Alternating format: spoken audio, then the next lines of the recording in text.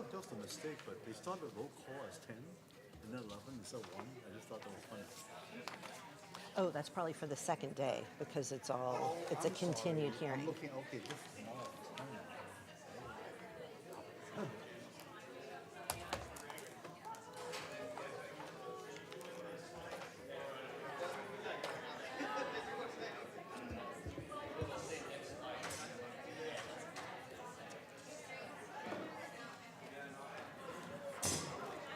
Good afternoon. It is 1:30 on Monday, May 8th, 2023, and I am calling to order the first budget workshop of the FY 2023-2024 fiscal year.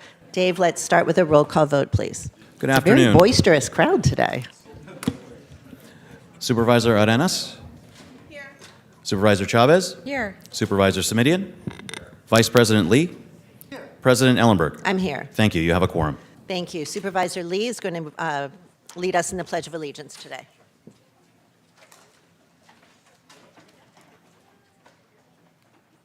I pledge Allegiance to the flag of the United States of America and to the republic for which it stands, one nation, under God, indivisible, with liberty and justice for all.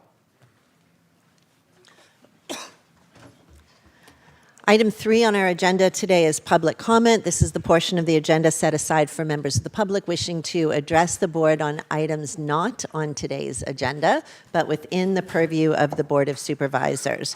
We will hear public comment in the chambers first, if there is any, and then we will go to speakers who may be joining us on Zoom.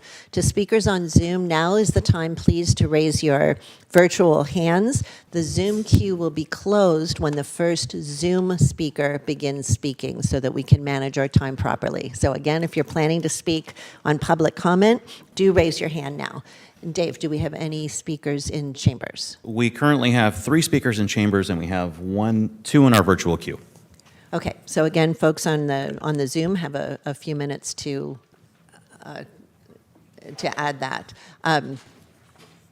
Let's do 2 minutes, please. All right, 1 moment, please. Our first speaker is Aiden Raub, followed by David Langor, followed by Cecilia Feng. If you could line up here in the well, please. You'll have 2 minutes to speak.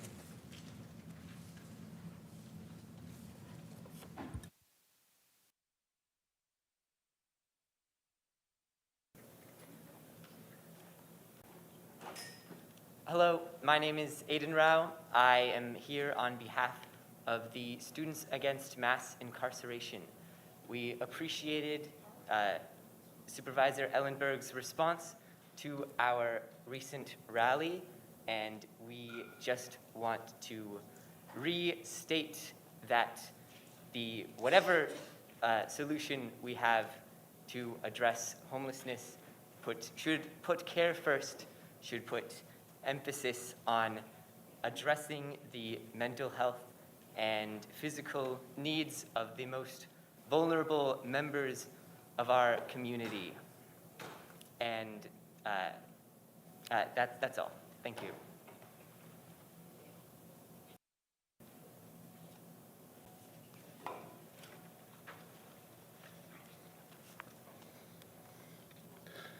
Good afternoon.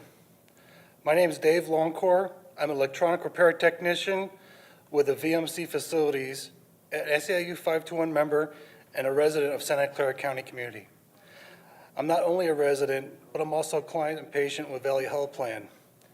With short staffing vacancies, I find myself having to take more time off from work for myself and my family's health care needs, which in turn takes away from my employment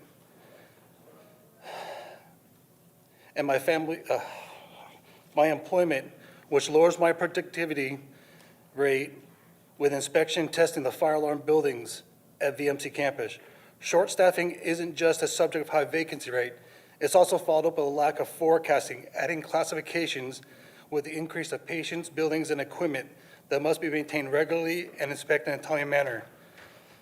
The county is falling short for serving the community in many ways like it did during the dot-com recession back in the early 2000s. I remember spending 12 to 16 hours in the ER for a fever spike for my son. With longer wait times and longer time between care, we're struggling. Our salaries are struggling. We cannot afford to keep our salaries low in a marketplace where we are, to keep up with the cost of living that keeps raising, and our salaries aren't keeping up with it. Thank you.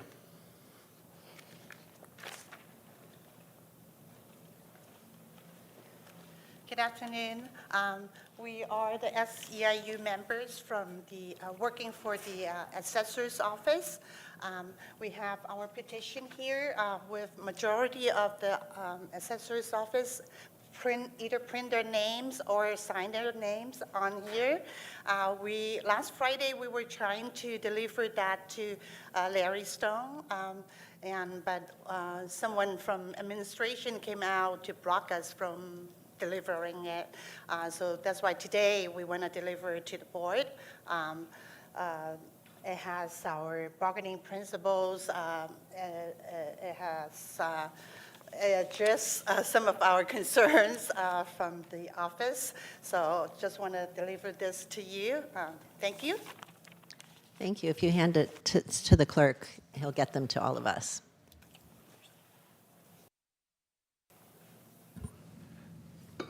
And we do have another card, but that's on one of the items later on. So we have 2 speakers currently in Zoom.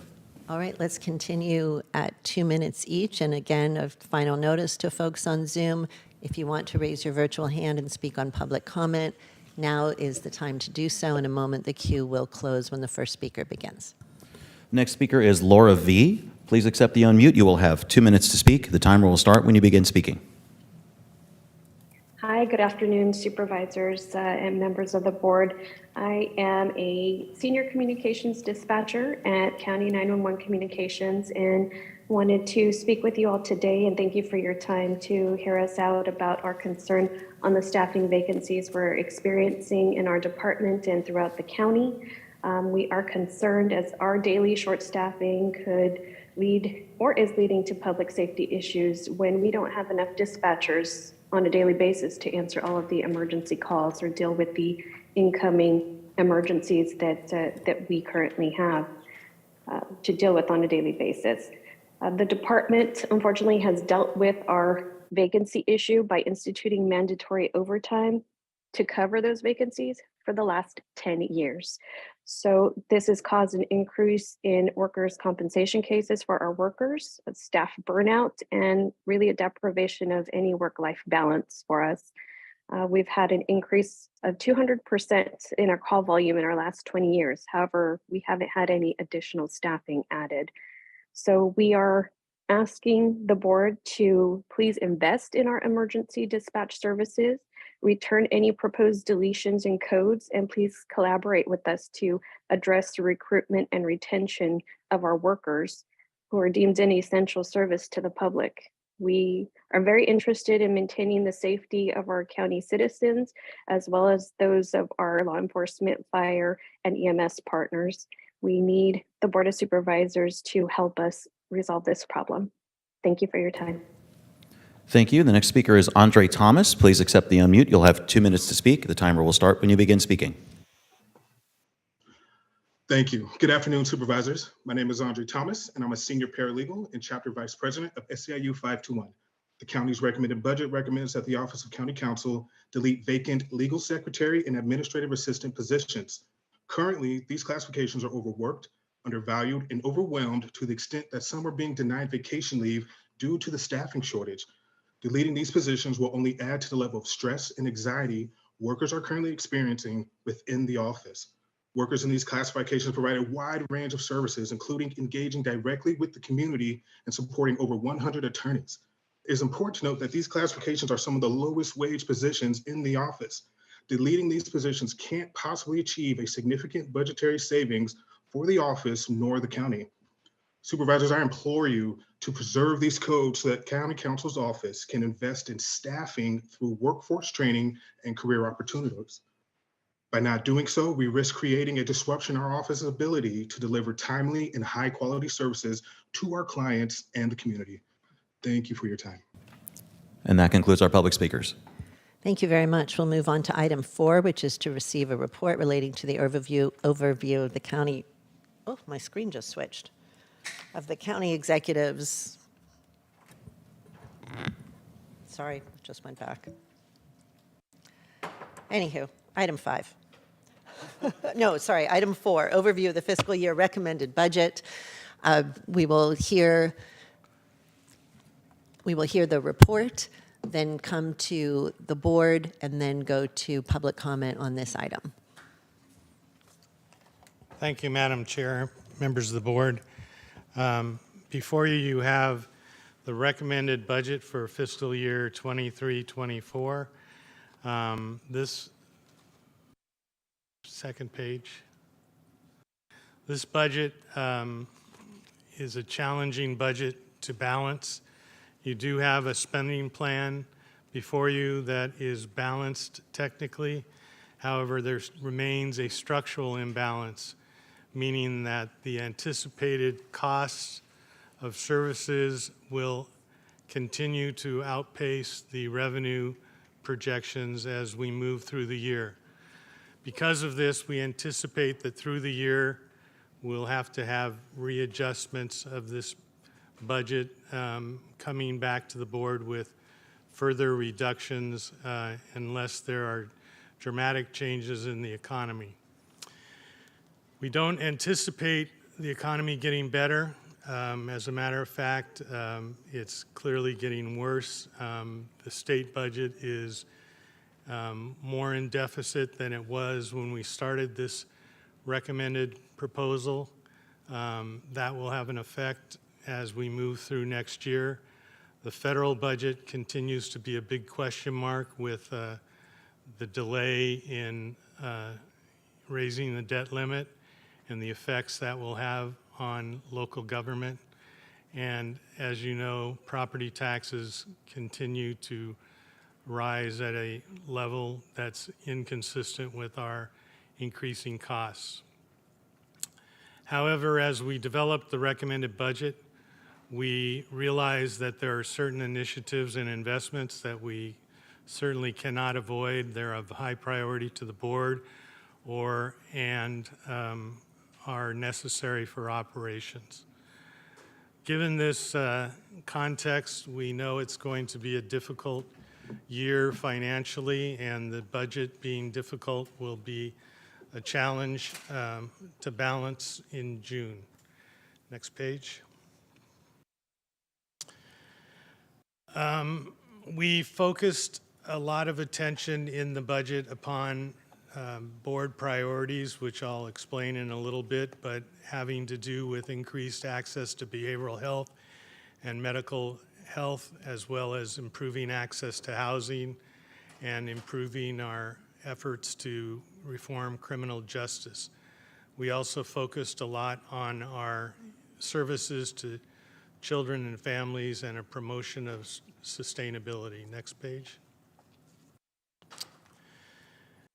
Today, the budget that you have is a augmentation and reduction budget. Does not reveal the base actions and decisions that have been made in the past by the board. You're only seeing the recommended additions and reductions that are needed to balance.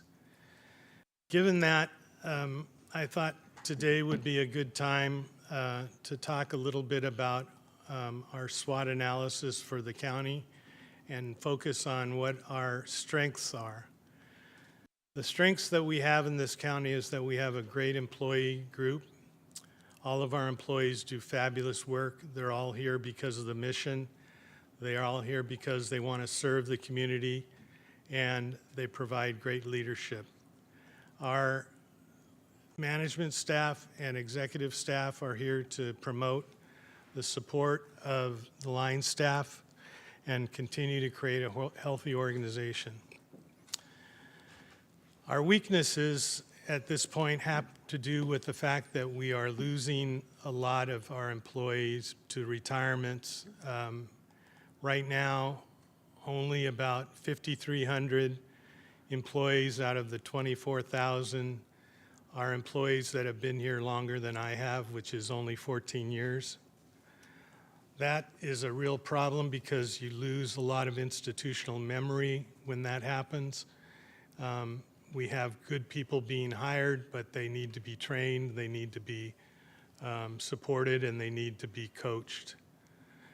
The environment, which we've just gone through with a huge economic and interpersonal stress of COVID, has left the organization with a post-traumatic stress type syndrome as a whole. I don't mean individuals, I mean the entire organization.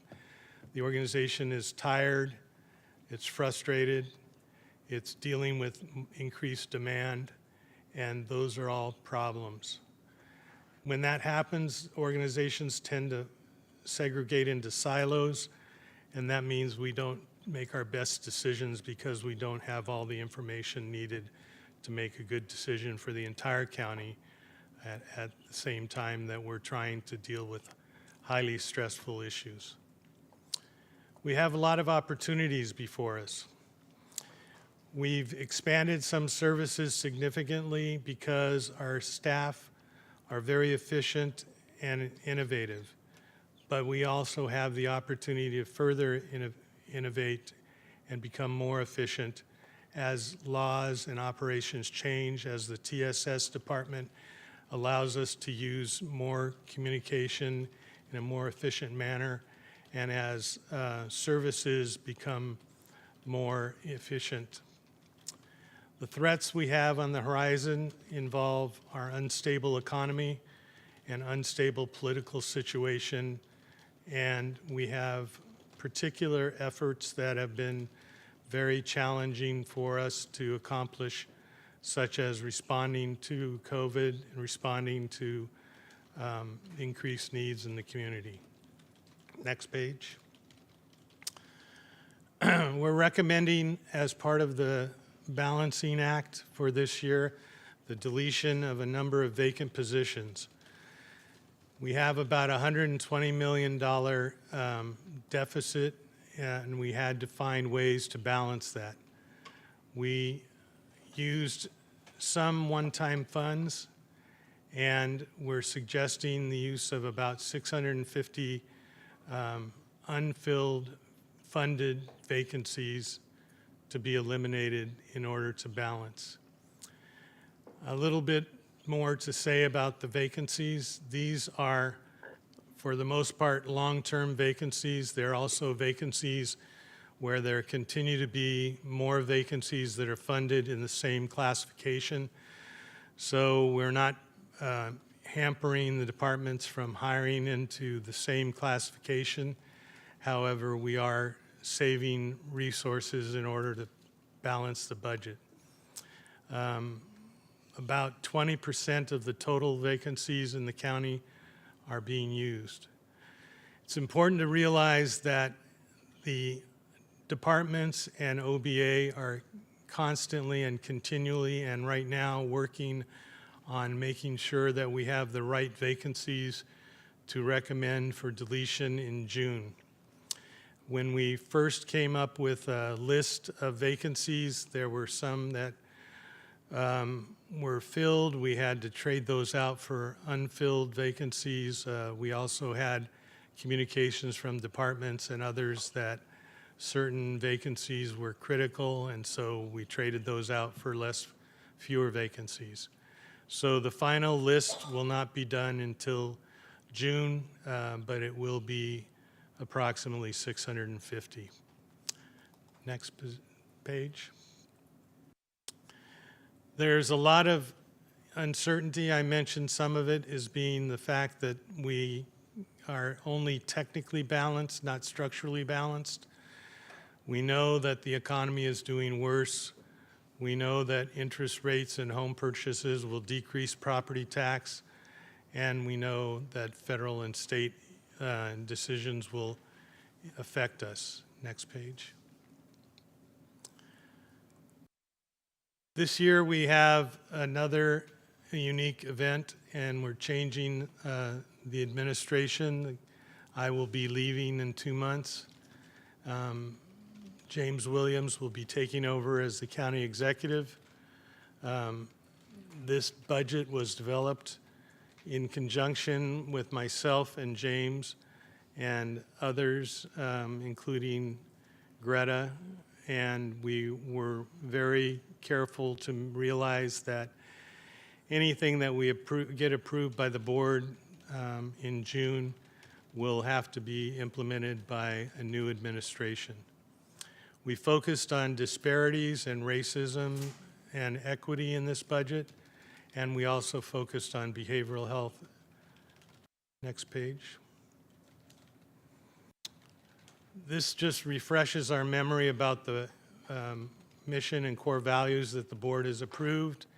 I won't read them to you, but again, we tried to build this budget around all of these strategic framework. Next page.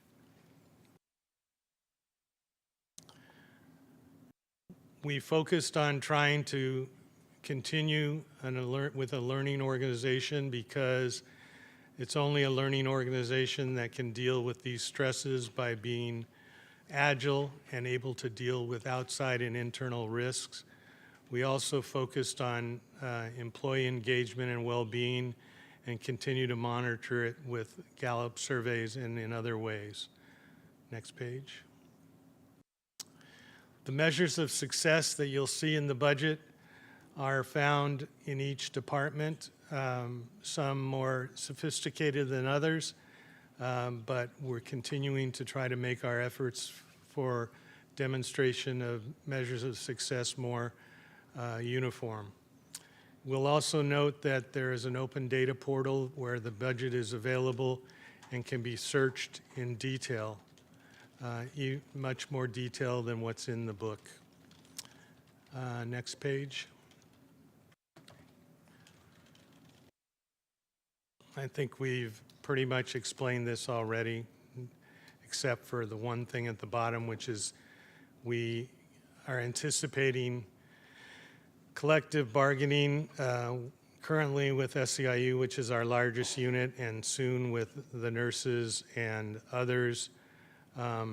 Obviously, this will have an effect on the budget. At this point, we don't know what that effect will be. We'll have to deal with it when it comes, when it's finished. Next page. This is a rendition of how we recommending using the discretionary revenue that we do have. The board has about $2.3 billion worth of discretionary revenue. We're recommending numbers, as you can see, that are focused on those departments which are dependent upon the general fund. And you'll notice that our children and seniors number is significantly smaller. That's because that's all social services, which has a match of about 80% for general fund investment. Also, housing, land use, and environment have significant matches. So these are organized by the by the board committees. You can see much more detail on the budget portal if you'd like. Next page. The inventory items this year totaled about $8 million. And you can see what is listed there. I don't need to repeat that. Next page. So at this point, I'm going to turn it over to Greg Aturia, who is our budget director, but I first need to thank Greg and all of OBA and all of the department's financial staff and the executives for a job well done in a very difficult situation, and remind them that it's not done yet. Greg? Good afternoon, President Ellenberg, members of the board, Greg Iturio. The recommended budget publication includes a detailed economic analysis and 5-year general fund forecast. I'll take a few minutes here to provide an overview from that analysis. Next slide, please. The national economy is in a period of significant uncertainty. The economy quickly went into recession at the start of the pandemic and then quickly recovered. After the recovery, the U.S. economy is now slowing, Last quarter's economic growth was very slow at just about 1% annualized growth. Next slide, please. Inflation and the central banking system's efforts to control inflation are perhaps the biggest factors behind the slowing national economy. After a quarter century of controlled inflation, it got out of hand and is creating havoc on households, the private sector, including the banking system, and the public sector, including our county. Next slide, please. In California, after a decade of tremendous tax base growth, the slowing economy and market losses are causing notable revenue reductions to the state's own finances for the first time since the Great Recession. Next slide, please.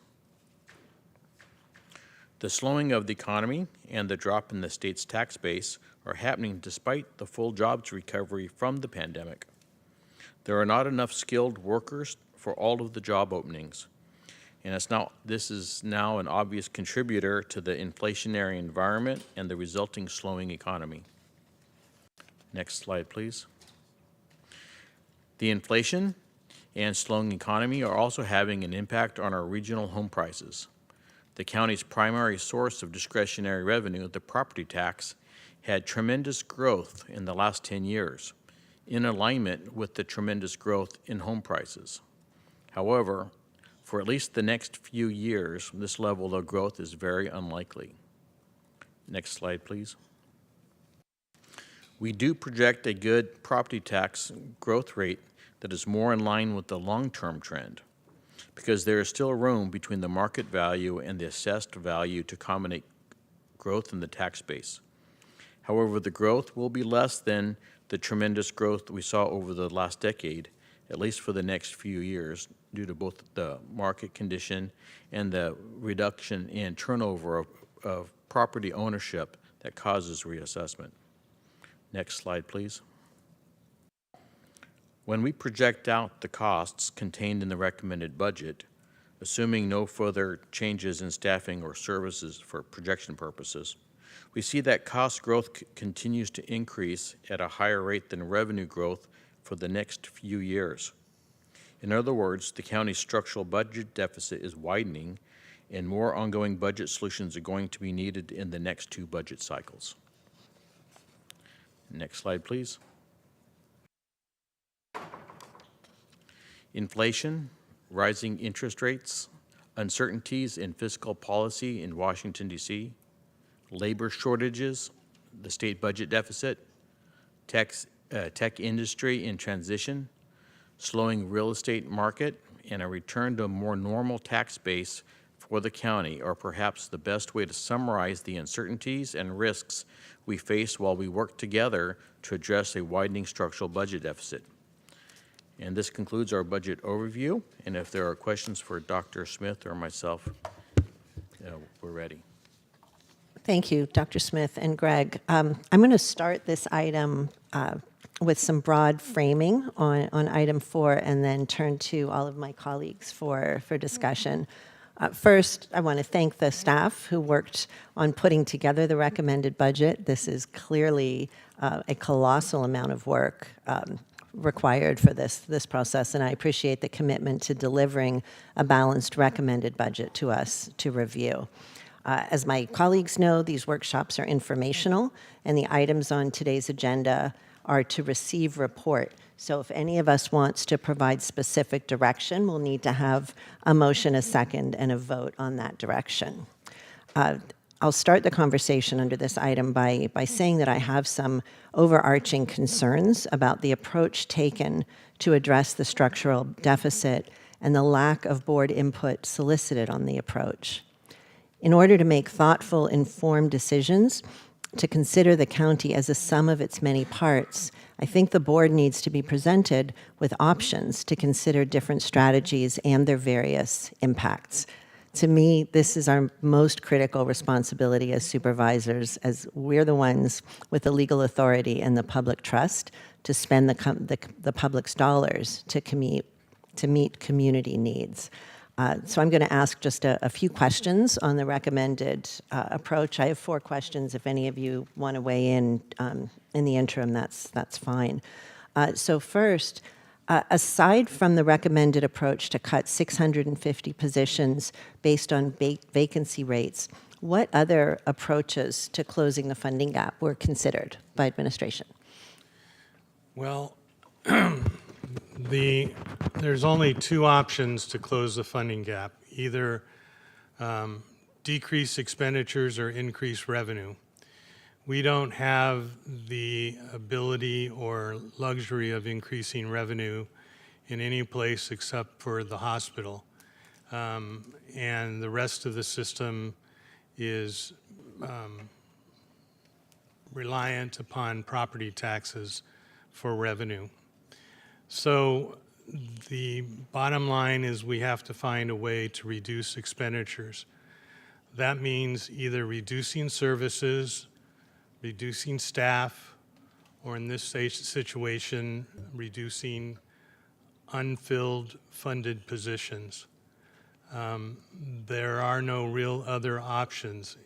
In terms of specifics, we tried to focus on what the departments thought was critical and what we could actually do without decreasing services or harming our employees in any way. So thanks, Dr. Smith. Were the department directors consulted prior to proposing the filled position cuts so that they would have the option to roll back any maybe other augmentation requests or staff increase requests to avoid cutting unfilled positions? They're being consulted right now and have ever since the beginning of May. We anticipate having all of their input done in June before the board takes action. But the recommended budget was produced without their input. They had input in terms of additional. Sure, I'm talking about the cuts. Were department heads involved in determining which of the 650 positions would be cut? Not before. Okay. In some cases, the cuts appear to include positions that are funded by dollars that don't come from the general fund or that might generate revenue. How is the fiscal impact of the cuts analyzed? Most of those cuts have been reversed. Our thought is to try to focus on merely the general fund implications. As I mentioned, the departments are giving their input. The problem we have is that matching monies are not visible to the general administration. They're only visible to departments. And so once we've given a target to a particular department, we have to work with them to figure out how to allocate funding. For example, in probation, a decision can be made by the department head to fund certain positions with grant funds or with general fund. What we're doing here is pushing the positions to be saved into the grant fund category and using deletions of the general fund category in order to make up the deficit. So when you say that some may have been reversed, positions, for example, that we identified that were funded from MHSA and not general fund dollars, positions such as that would be reversed? Yes. Okay. And thinking about positions that increase revenue, such as social workers that can bill or other state funding sources, are those being reversed as well? Yes, to the greatest extent possible. Thanks. So I understand that the final list of positions is going to be changed ahead of June, but to really just shine a light on this, the 650 proposed to be cut positions are the mechanism administration chose to close the structural deficit. I'm going to offer some direction here, so this will be a motion on item 4, to provide some more detail on the positions that are flagged for elimination for the structural deficit. And I would only want this on positions that you anticipate to be in that final list. If there are already positions that are off of that list, certainly don't take time to do that. I submitted a request in writing to Greg Ituria for a list of positions provided in the appendix on page 677 to be updated and provided to the board as soon as possible to include the funding source for the position, how long each position has been vacant, and what program areas or function within the department these positions support. Yes, we received your request today, and we're working on it. We'll get it to you when we're sure that it's accurate. And that will be before we Or get to the June. June budget. Yes. All right, thank you. That concludes my comments on item 4. Supervisor Chavez, then Supervisor Lee. Thank you. And I don't know if we need a second, but I'll second it for the We do, purpose and of thank you discussion. very much. Also, no, thank you. Okay, just that he had already responded, they would respond.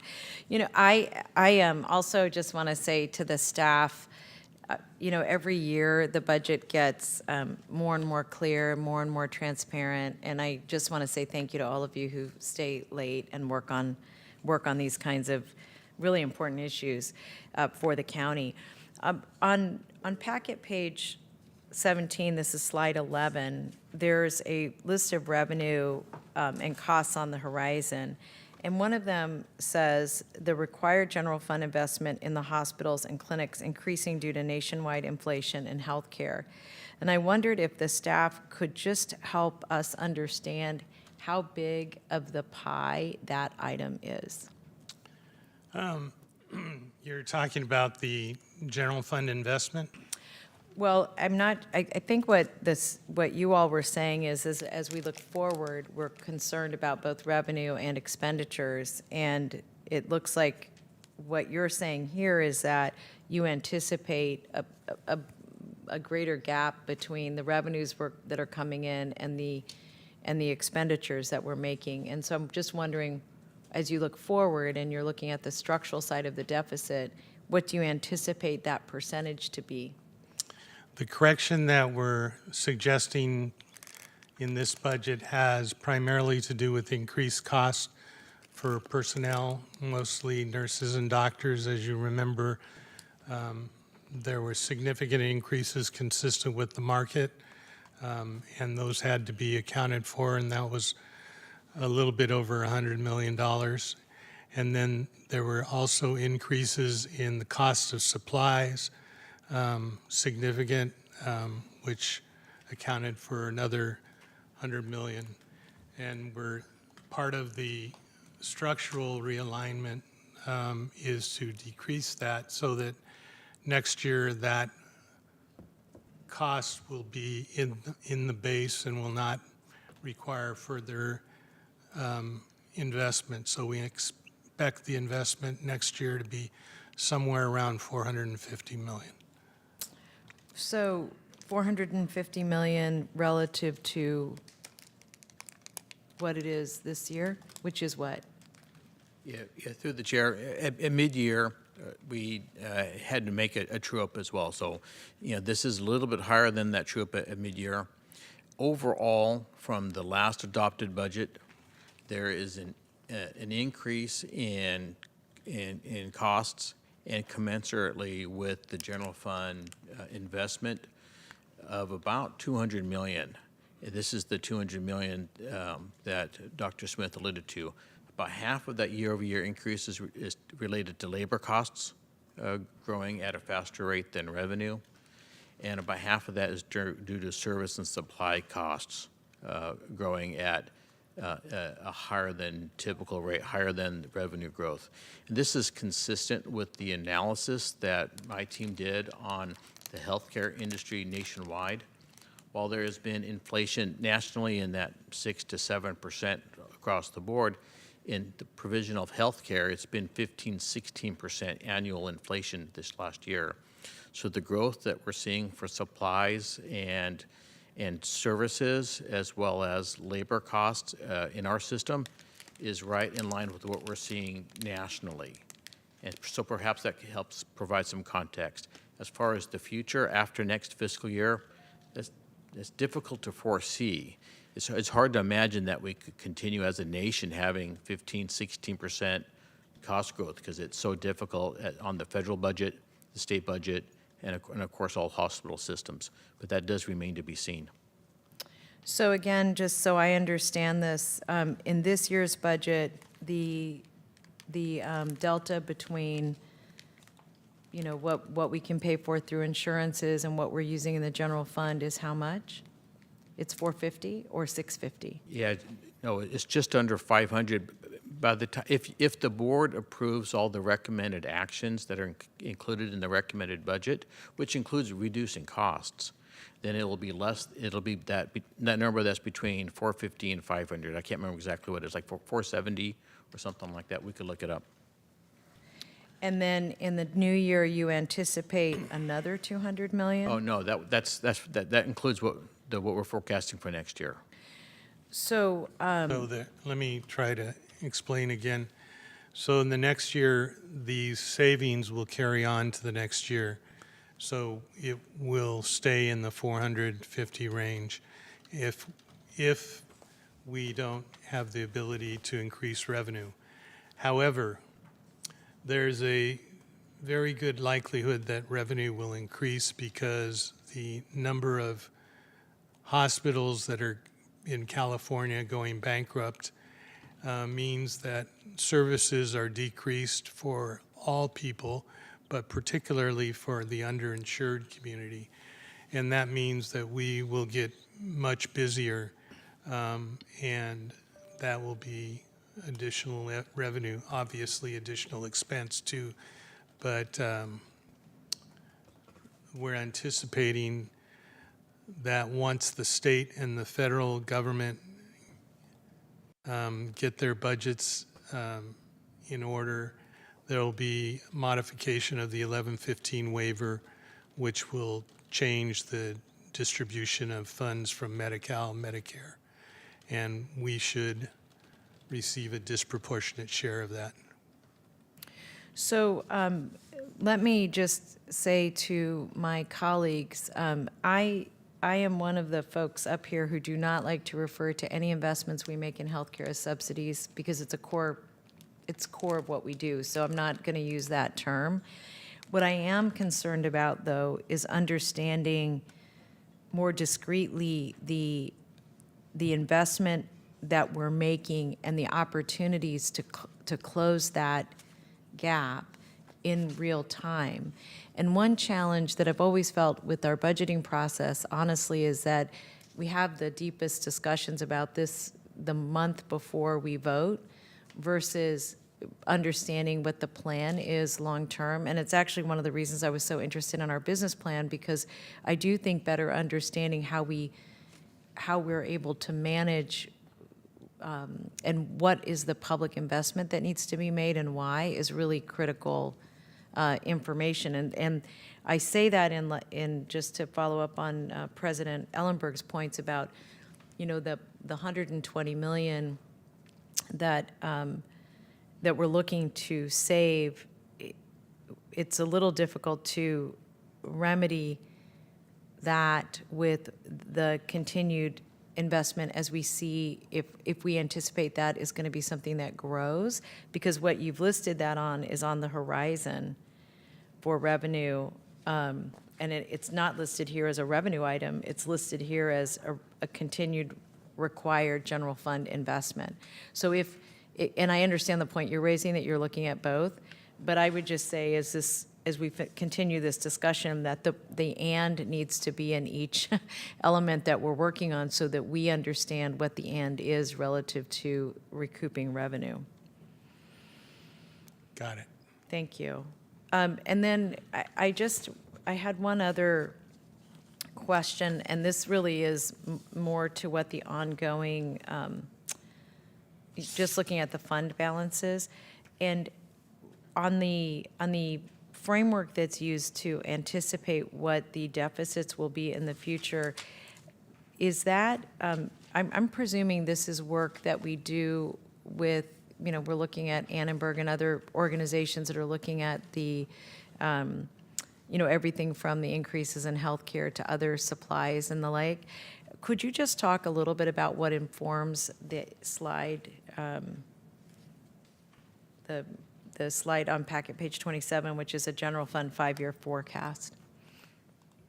Yes, so there's obviously a couple components to it. On the expenditure side, we have a detailed analysis for what current staffing costs, at least current, that's represented in the recommended budget, and what the compensation cost increases are going to be, including employee benefit costs. We rely on information from CalPERS, for example, for that information. For the growing cost of health insurance, we work with ESA and their team, and that works on the negotiation of health benefits, and through them, their consultants on that forecast. And that's the primary driver there for that. For service and supplies, we do take a look at inflation projections, and work closely with our contract economists at UCLA, as well as we take a look with the federal and state government and their baseline 5-year forecast, what they're assuming for that as well. And so it's a very standard forecasting baseline. It's consistent with similar approaches that the federal and state government and their economists take for their forecast as well. And then on the revenue side, we break down each of the revenue sources and have their own a factor for changes. For the federal government, we take a look at their 5-year forecast and use their baseline scenario as our basis. For state revenues, we take a look at the state's 5-year forecast and use their baseline assumptions for growth as well. And then for property tax, we have a much more detailed analysis that we develop, that's informed by our economists, informed by our work with the assessor's office to get a sense of what that growth is going to be. So all these come together in order to give us a reasonable factors for both expenses and revenues. And that's where we see a widening gap between our recurring revenues and our recurring expenses over that 5-year horizon, particularly over the next couple of years. Thank you. Supervisor Lee. Thank you, President Ellenberg. So first thing is I would like to add potentially this to the motion. Let me explain why. As we know, there are various positions in the interview process, and I just want to make sure that we don't somehow interview and hire somebody for a position that's being eliminated. That would be a waste of everybody's time, plus obviously we need that position. So I would like to ask if we could add to the motion of what position may be in the hiring process that should not be deleted to make sure that get covered. Happy to add that. Yes, we are doing that, and we'll include that in the information. Okay, great, thank you. So do a second? Yes, of course, thank you. Thank you. All right, and I have, I guess, a bigger picture question or more immediate issue that we're dealing with. As we have all read the news, the national headlines all about the federal debt limit extension and the potential default of our federal government. As the debt ceiling really has nothing to do with the future budget, but simply to pay for expenditures already being made. We have politicians playing politics to hold the U.S. full faith and credit hostage. The Treasury Secretary has already mentioned that the default could happen as early as June, which is less than a couple of weeks away. So the question is, how would that affect our county in terms of our county's day-to-day operations if such a default were to happen? And furthermore, do we have enough of a buffer to handle cash flow to meet our county's financial obligations if the federal funds stop flowing to the county for a few days or even weeks? If I may? Go ahead. Okay. Please. I think there's a couple components to that. What would be the impact to our, let's say, our revenues and our costs? Cash flow aside. And the conventional wisdom right now amongst economists that if it gets to that point, it's going to have a dramatic impact in the marketplace. And there'll be a lot less investments inequities. And then that certainly would have a profound impact on the state budget in particular, because they rely so much on income and corporate tax earnings, and cause a significant impact on the state's ability to continue providing funding for many of the county's programs. And then more locally, it could have an impact on just wealth in Silicon Valley as well, which could have an impact on everything from home purchasing decisions, commercial real estate investment decisions and whatnot, that could have a significant negative impact on our property tax base. Not so much affecting property tax next year, but the year after that, it could have a profound impact. So that's more on, maybe more on the revenue side. On the cash flow side, we've been already dealing with declining, cash balances, and we're not in a great position from a cash perspective to handle the federal government, not willing or not able to provide the federal funding that we count on. So that would be a significant concern, and we did empty our cash reserve at the beginning of the pandemic to provide a funding source to help front pandemic response costs, knowing that FEMA would take years to reimburse. We have not yet replenished what was borrowed from that, so we're not in a great cash position to handle that. So I think that's, at least for me, that's the biggest concern, would be the cash impact and most immediate concern. I should probably add, from the state perspective also, there's certainly risk there. The state budget is to a great extent dependent upon capital gains, which is totally dependent upon the stock market.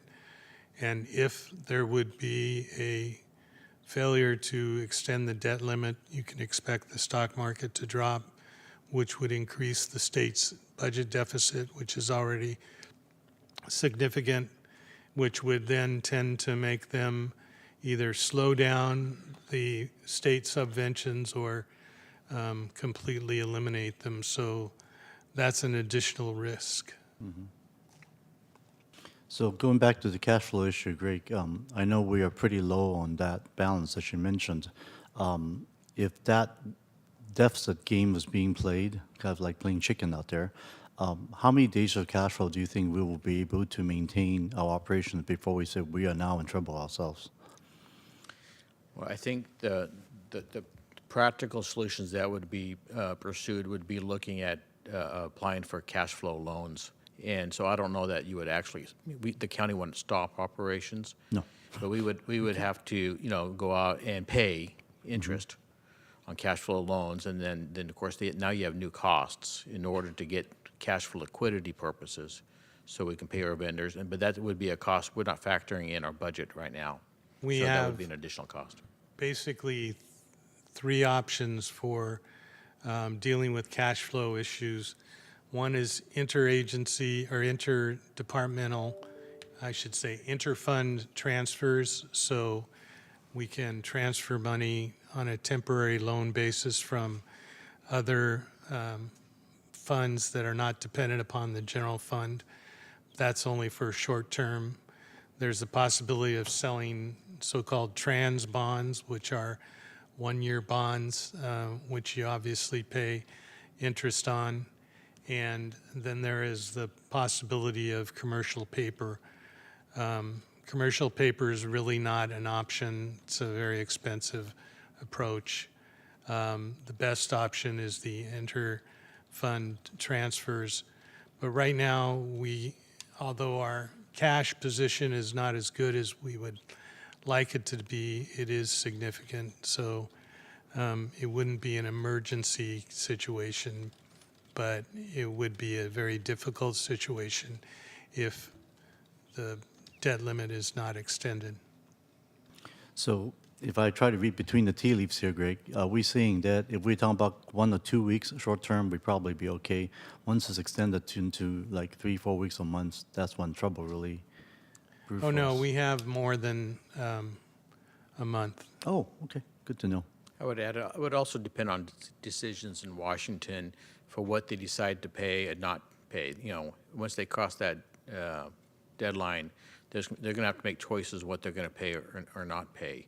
And whether, the subventions to local government for operating their programs is high on that list or not, we don't know, but that would be a factor regarding the length of time. Okay, I just wanted to make sure that we are prepared for something like that. Not that anybody wants that date to happen, but I think we need to be prepared for the worst. I know the Treasury Secretary has been doing that for the past few months in order to extend this date, so just make sure that county is ready for it as well. Thank you, that's all I have. Thank you very much. Dave, do we have any public comments on this item? We have no speakers in the chambers, but we do have one in the virtual queue.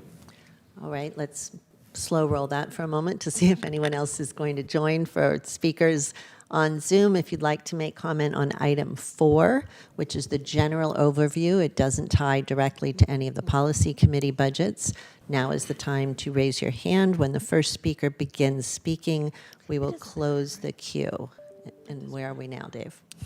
Well, that person just lowered their hand, so we have no speakers on this item. All right, sorry to be discouraging. That was not my intention. Let's vote on this item. Madam Chair, before we vote on the item, could I ask for a repeat of the motion as it is now constituted, please? Absolutely. Let me just pull it up here.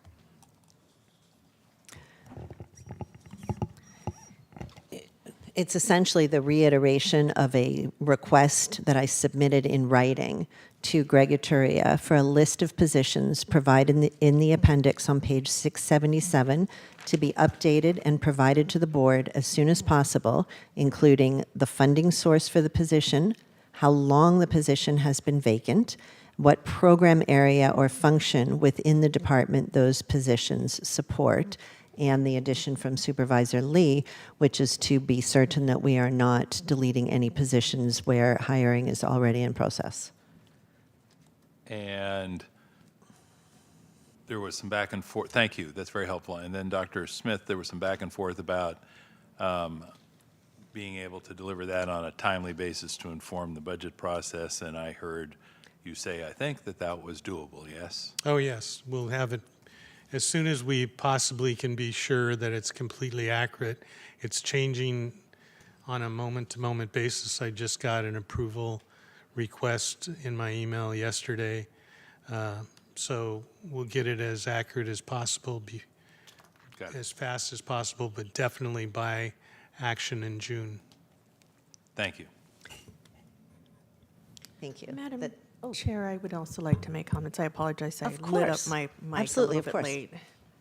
Thank you. I'm actually very grateful for your initial remarks, as those were going to be included in my remarks, and so I really appreciate that. I think it's important for us to learn more about the vacancies and how making some of those cuts would create some inadvertent implications for the agency. So I was really appreciative of that. Because we talked about priorities, I wanted to focus, and being that one of our focuses is supporting our community safety and enhancing support for children and families, I'm going to save all of my comments. I'm going to make just a little sneak peek because I know most of these will fit for Wednesday rather than today, but I wanted just to give a bit of a heads up on my concerns, initially on South County Fire District. I know that you all know this better than myself, as you were here last year trying to solve for the financial responsibility that we have for this fire district. And I think there's been a lot of kicking the can down the road, if you will, simply because we're always strapped for money. But I think it's a lot smarter for us to focus on the financial crisis that we have ahead of us in regards to this fire district, to look at it now rather than to look at it much later. And so I'm going to ask Dr. Smith if I know this item comes a week from tomorrow, but I'm hoping that you can make your be ready to have your team speak on the budgetary implications of this item on Wednesday, because as now, I think the only thing that is in the slides are recommended budget augmentations will be brought to the board for June budget hearing. And I don't believe that that's enough information for a department that is in a really critical financial state. So I'd like to make that revision for day 3 presentation with an additional slide regarding the financials of the district and more information about what the administration needs to do or intends to do to bring forward in the June budget hearing. And I'm hoping I can ask the maker of the motion to add that. Glad to do that. Wonderful, thank you so much. The next item is the South County Task Force, and I'm tying that back into our priorities, where it's supporting our community safety and enhancing support for children and families. As you know, that this is really important. My specific district has been overlooked for quite some time, as there hasn't been any really inventory items, except for the items that I think other board members present here have been gracious enough to recognize the need of my community and have stepped up to fill this void. So I'm really grateful to all of you for doing that. But there's a bit of a catching up in my district, as my district has quite a bit of need, as we can tell with the rates of crime and poverty and enrollment in Medi-Cal.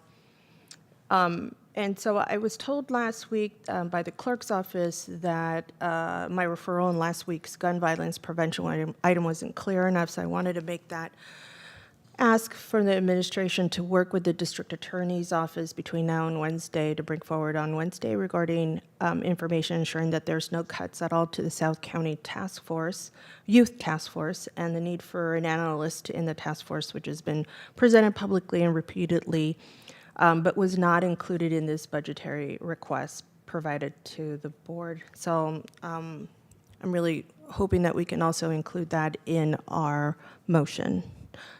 Yes, Dr. Smith. Oh, I'm sorry, Madam. Just a little bit President. more information. We obviously will respond to the motion, but the Youth Task Force was previously funded in the DA's budget, and it was not recommended by the department head, but we intend to bring it back at the revision in June because we think the board's priority require the Youth Task Force to be here. Because you required the Youth Task Force to be here? Is that what you want? No, you want to continue the Youth Task Force. Yes, one of the things that the Youth Task Force has been working towards is being more strategic, and so they have a strategic plan. They have a way to address not only how to support our youth, but to reduce crime in general by making sure that our youth have pathways to move forward. And one of the things that I think is important is to not only be strategic, but to have the data tell us a story, and that analyst will provide that. And without that, I think it really stumps the progress of the task force and all of those partners that have been contributing to this strategic plan for the last couple of years. And so Yeah. I think it's, I was just trying to say there was a difference of opinion between one elected and the board, and we always go with the board's opinion. music to my ears. I don't know. What do you guys think? Yeah. Well, always as we can afford it. Listen, I think that this is something that my community cannot afford to lose.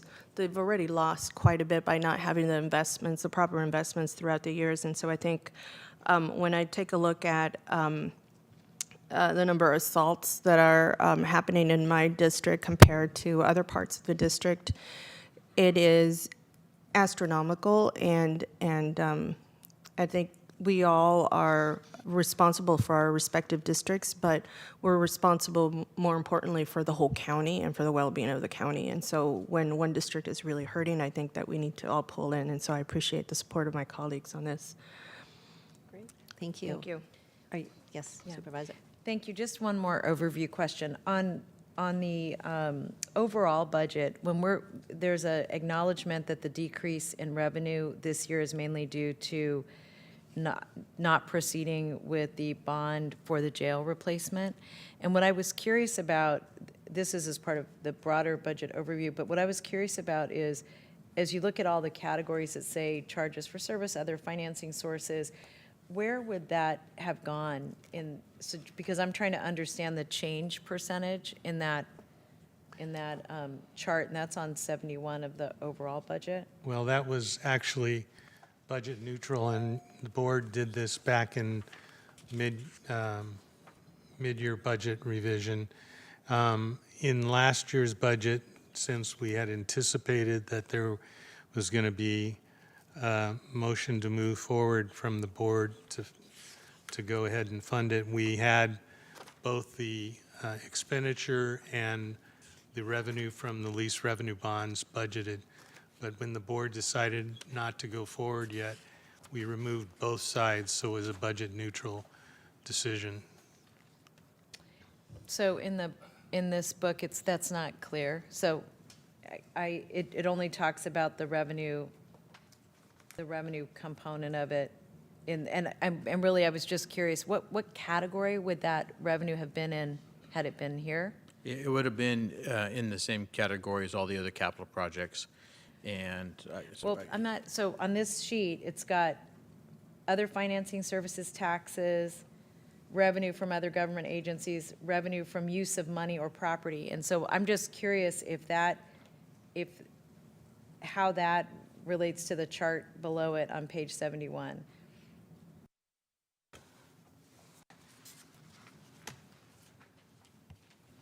And if someone needs to yeah, we'll have to get back to you on that, yeah.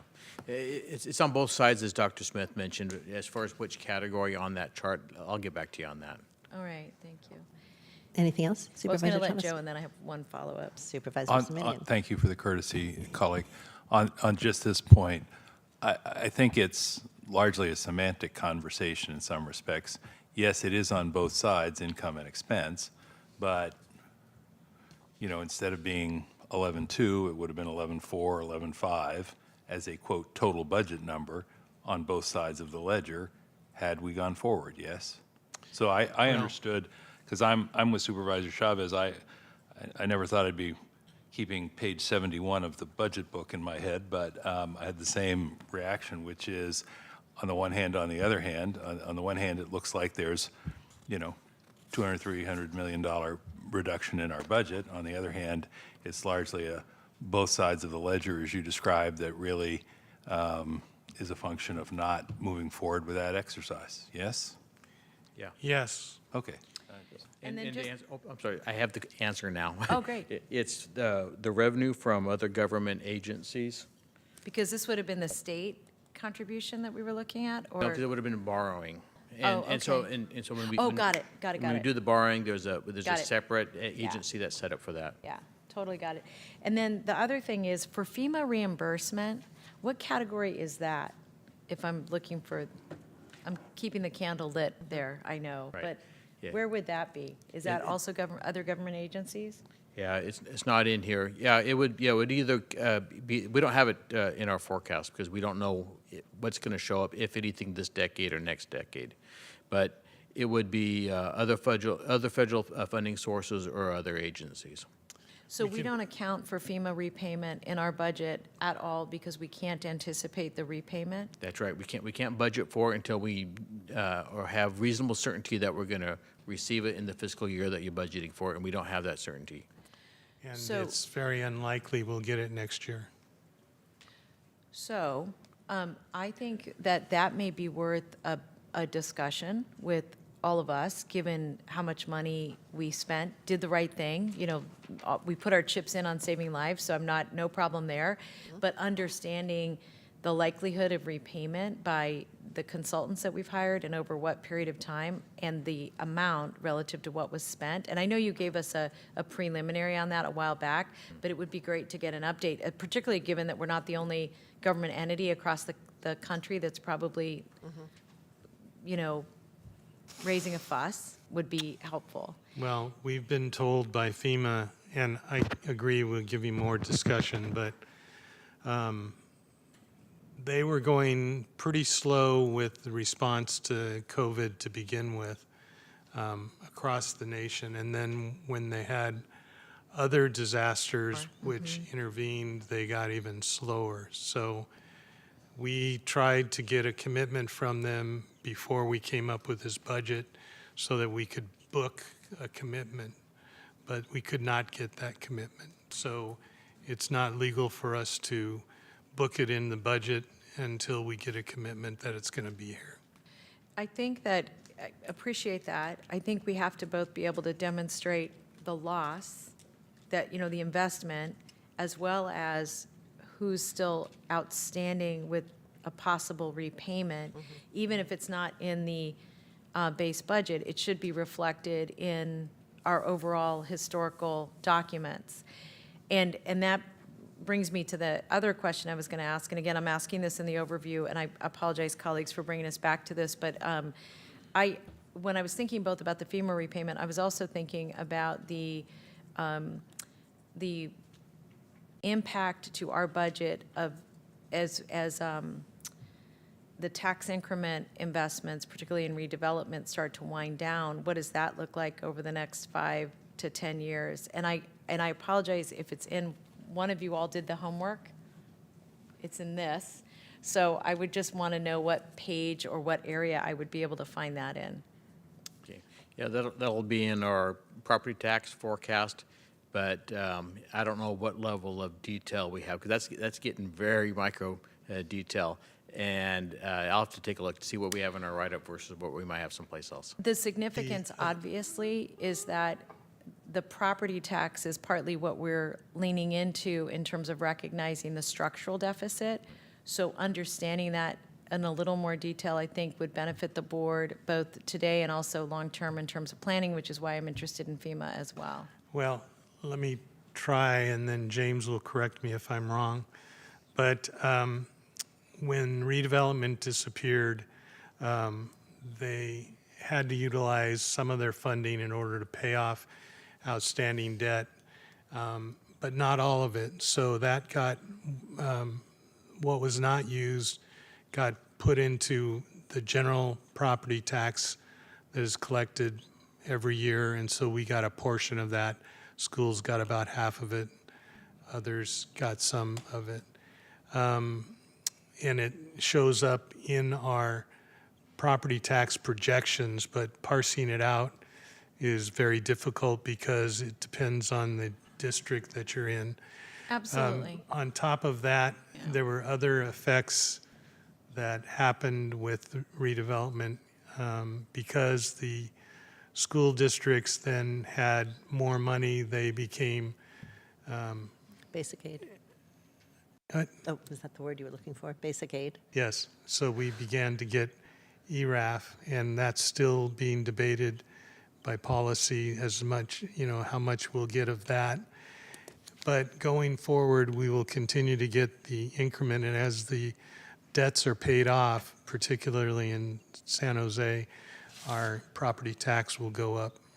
That's exactly what I understand to be the case, and what I'm interested in understanding is what rate we anticipate the bonds to be paid and what the impact is for our property taxes.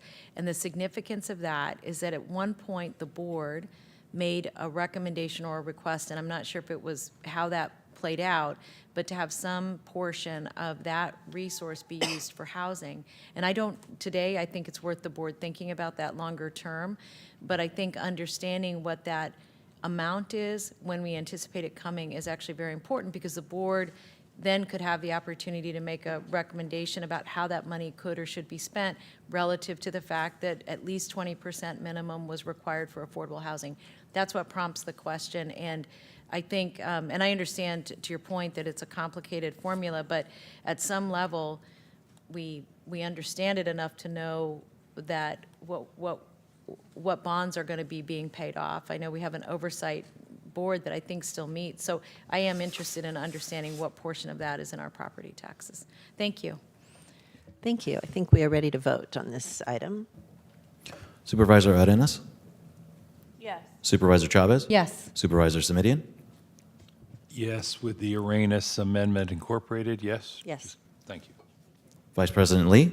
Yes. President Ellenberg? Yes. Thank you. That carries 5-0. Thank you so much. We're now on item 5, which is a review of the CEO's recommendation. For each policy committee section, really which translates to a numbered item on the agenda, I'm going to turn to my colleagues for a list of departments that they would like to hear in more detail. We're only going to have presentations and see slides for the departments that the board wants to review. Public comment will be heard once for every numbered item agenda, not separately for each lettered departments. That means that anyone who wants to speak on any part of item 5 should be getting ready to do so right now, and that will be, think about before or after. I think we'll be consistent and have it at the end of the item and board conversation. My own request for item 5 is that I would like to hear items A, that's special programs and reserves, E, CEO, and L, facilities and fleet. And Dave, if you can help me keep track. So far, we're at A, E, and L, and I'll just go down the line. Supervisor Lee. Thank you. I would like to hear 5D and 6D together. That's also of the clerk of the board. 5K, which is county communications. I'm sorry, did you say, could you do that again? 5C and D together? I'm sorry, 5D and 6D together, 5D and 6D. which is for the office of the clerk of the board. 5K, which is for the county communications. And 6C. We're only doing 5 right now. Oh, I'm sorry, okay, I'm sorry. Just leave it at that. Thank you. Thank you. Supervisor Simidian? Could I pass for a minute? Let me see where my colleagues are. Absolutely. Supervisor Chavez? Thank you, and I apologize if I misheard, so worry I about it. might be repetitive. I'd like to hear J and K, and I'm curious, and J, K, and N, but for all of them, I don't necessarily need presentations, I just wanted to ask questions. Okay. Thank you. Supervisor Arenas? Excuse me. I'd also like to hear, where is that? N, but I would like to hear a presentation. Okay. I'd like to hear G with a presentation, and G, procurement department. Got it? Excuse me, I just lost my, where was I? And I, register of voters. And I. Supervisor Simidian?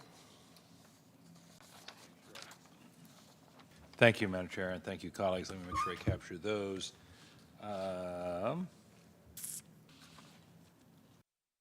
Could we add 5O to that, please, the finance agency?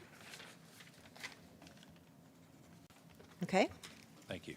So let me review, and everybody, please make sure that you heard all of your items.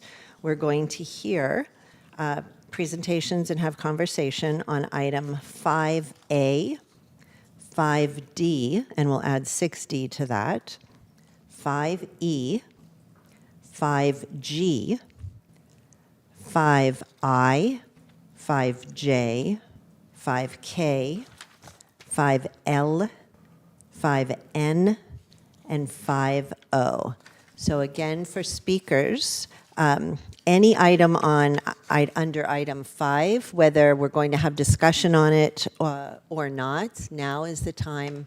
Nope, now is not the time, but now is the time to be prepared and think about raising your hand. But we're going to have the presentations by department with brief time for conversation from the board after each item. So if that's not crystal clear to everybody, I will do my best to keep explaining. Let's begin with item 5A, which is the recommended budget for special programs and reserves. Okay, thank you. And President Ellenberg, members of the board, this is the recommended budget for special programs and reserves. Is a total recommended appropriation of $538 million. It includes funding to establish a labor reserve, create a modest reserve for federal and state budget impacts at $2.5 million.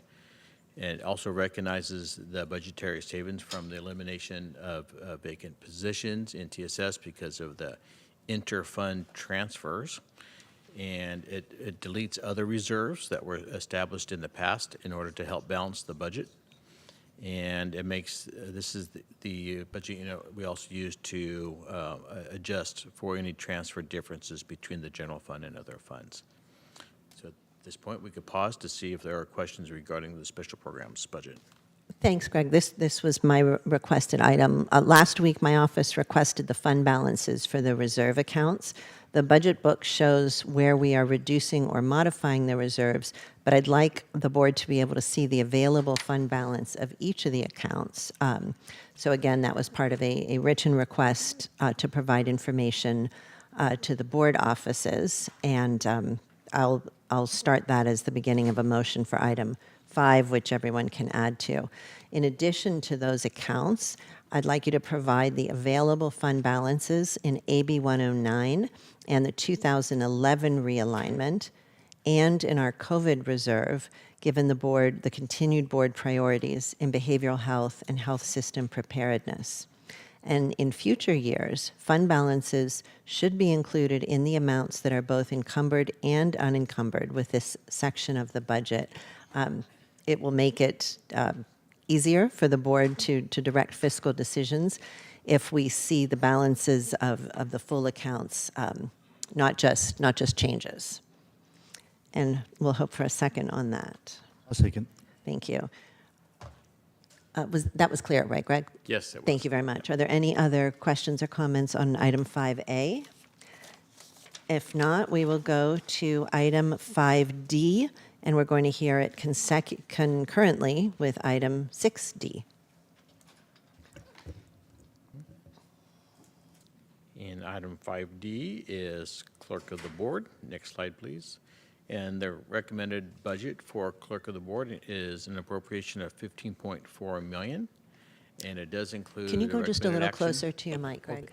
Yeah. Thank you. The recommended budget for the clerk of the board is $15.4 million, and it includes an augmentation of resources for the public records division. And Supervisor Lee, you had questions? Thank you very much. So this goes back to the off-agenda report from the clerk of the board from earlier last month. That talks about 2 board clerk positions and 1 management analyst, associate management analyst staff is required to support the expansion of remote public participation services to the 52 boards and commissions, and I think we made this as a priority. However, the clerk of the board only requested 1 board clerk and 1 program manager, 2 positions to assist with the transition to the new agenda management system, but not the expansion of remote public participation in boards and commissions meetings. The recommended budget here from the county exec does not address the need, nor did it add more funds and support this request. So I would like to request, how are we addressing that issue that we kept saying we need to get that remote participation being an important thing, and whether we need to add an extra help position or add on more program managers to assist with this need so that we could actually accomplish to allow these public participation as demanded by the public. We did an evaluation with the clerk and came to the conclusion that we can provide the service without adding personnel resources. Okay, so basically, this is a revised request now, saying that without adding that other positions that I mentioned, you will be, and the clerk's office, along with the county exec's office, will be able to support the expansion of the remote participation of those 52 boards and commissions. Yes. And item 6D, Supervisor Lee, do you want a presentation It's or ask a basically question? related to this, so I'll put it all together. Okay. All right. Other comments on this item? Supervisor Semidio. Yeah.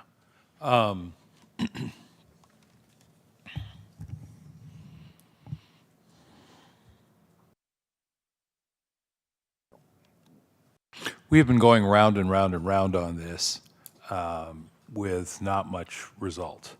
And Supervisor Chavez, I recall, raised it early on. I me-too'd it.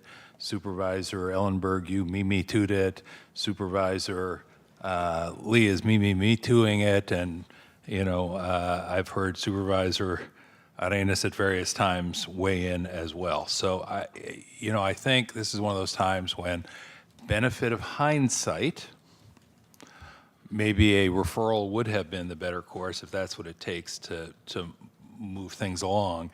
In just the last 5 minutes, I think I heard one person, two persons, no persons, which makes me nervous that we don't really have a consensus on how we're going to make this work, which makes me nervous that we don't really have a consensus that we're committed to making it work. So Supervisor Lee, you didn't ask, but I think it's consistent with the direction you were headed. If I asked the maker of the motion, which is on the floor, and the seconder, which is somebody. Supervisor Lee. Supervisor Lee again. I would incorporate specific direction that we direct the administration to return with a fiscal year 24 budget in June that has a plan and the budget revisions necessary to enable remote public participation for the 52 commissions, including any innovation the TSS might be able to identify that lowers the cost of the technology piece. So not only would I add that to the motion, we have all had the conversation with our board appointee, Tiffany Lanier, and given her that direction to produce a budget for it. So it is clear. It also has been made clear to us by the clerk previously that that work couldn't be done without additional personnel or other resources. So I think that is important, and it seems that we do have to be that direct. So that's my requested motion if you are. Very long, yes. Thank you. Yes Thank to the you. second. Thank I you. will take yes for an answer twice then. Thank you. Any other comments on this item? All right. Okay, so thank you all. Item 5E is the recommended budget for the Office of the County Executive, which includes the Office of Supportive Housing, LAFCO, and Risk Management. Okay. And the recommended budget for the Office of the County Executive is $333 million, and it includes the addition of resources for well-being initiatives, the Language Access Unit, Urban Forestry, Temporary Shelter Program, Permanent Supportive Housing and Homeless Prevention Services, Support Isolation and Quarantine Program, as well as deleting vacant positions to address the budget deficit. And next slide. That's it. So if there's any questions of the board. All right, that was mine, but if others also asked for 5E, I'll defer. Supervisor Lee, then Supervisor Chavez? Sure. Okay. Well, okay, thank you so much for 5E. So what, first of all, I would like to express my continuing interest of growing the Office of Sustainability for our county. I've noticed that there's one-time funding of $75,000 in the budget to maintain the urban forestry program. However, as the program should really be established as a standalone urban forestry program within the Office of Sustainability with corresponding staff and programming plan, it addresses many of our current environmental challenges, such as climate change, air and water pollution, water management, habitat conservation, of course, waste stream concerns as well. This has been raised in the past by a few supervisors, including Supervisor Siminian in Hewlett meeting last September, and Supervisor Chavez during the mid-year budget as well. And I believe the administration is to be reporting to the board at the June budget hearing about expanding the urban tree canopy component of the urban forestry program.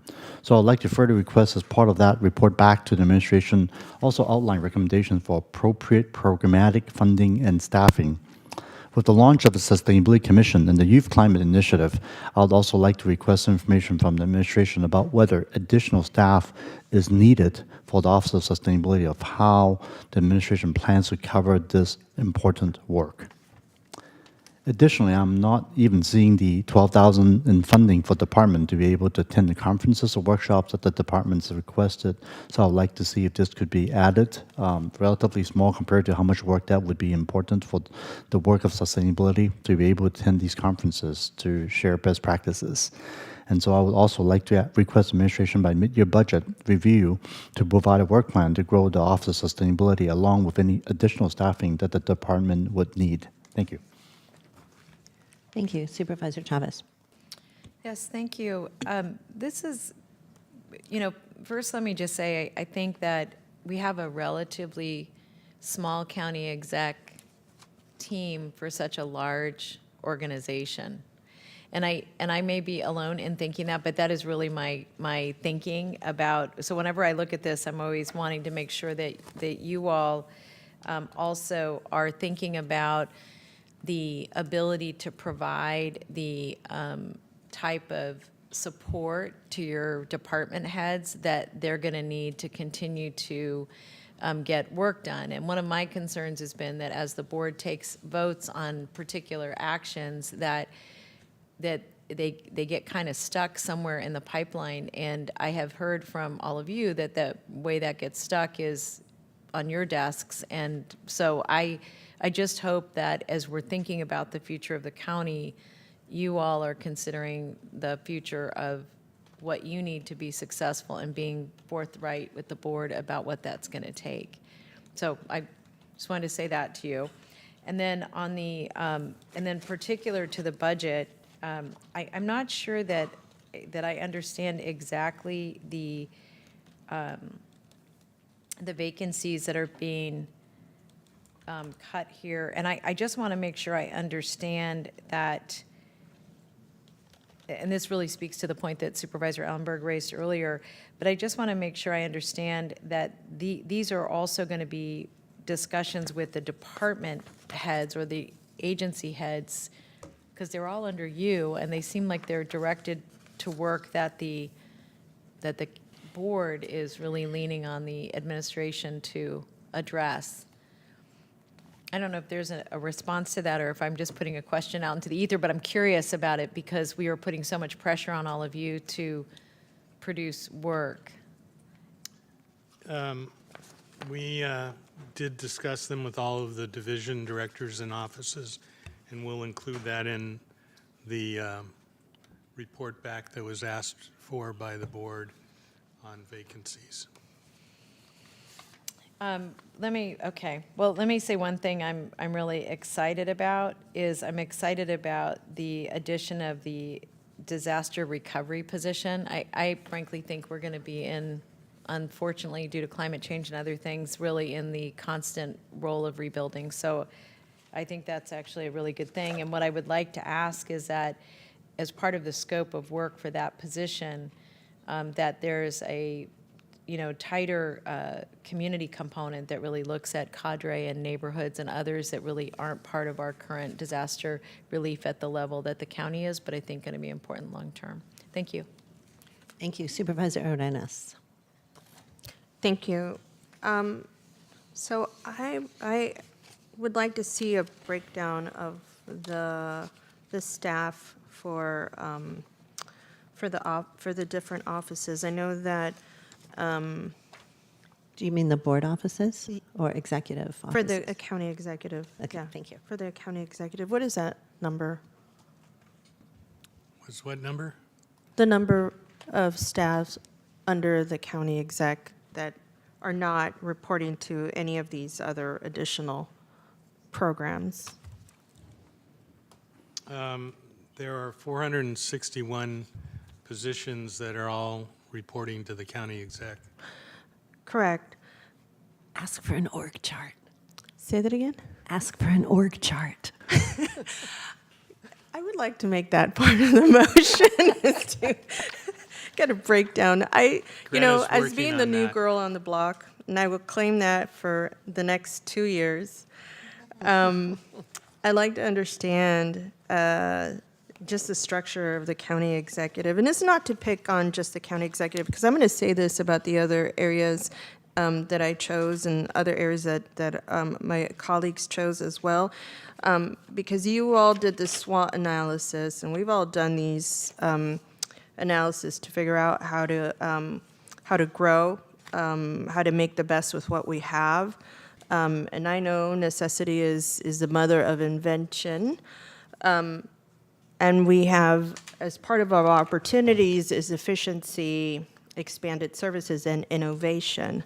And so I'm going to ask you to specifically outline how you will create efficiency and innovation within the Office of County Exec. And I expect to ask this of any of the other items that we're going to talk about, so that we can lead by example.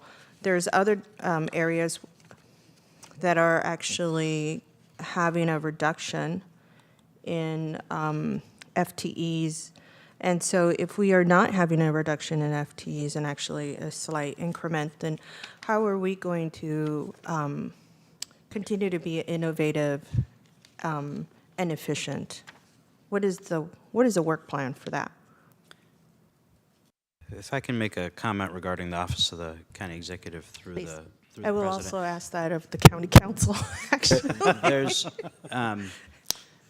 There's a pending Harvey Rose audit related to the Office of the County Executive that I understand is approaching completion. I think that may be a great venue and vehicle to talk about kind of the structure of the office itself and what it does, and you know, the programming involved, as well as an opportunity. I really appreciated the comments from Supervisor Chavez about the staffing support and infrastructure for countywide initiatives and board-initiated initiatives. And I think that would probably be the most effective vehicle, I think, for those conversations. And my understanding is that should be forthcoming pretty soon.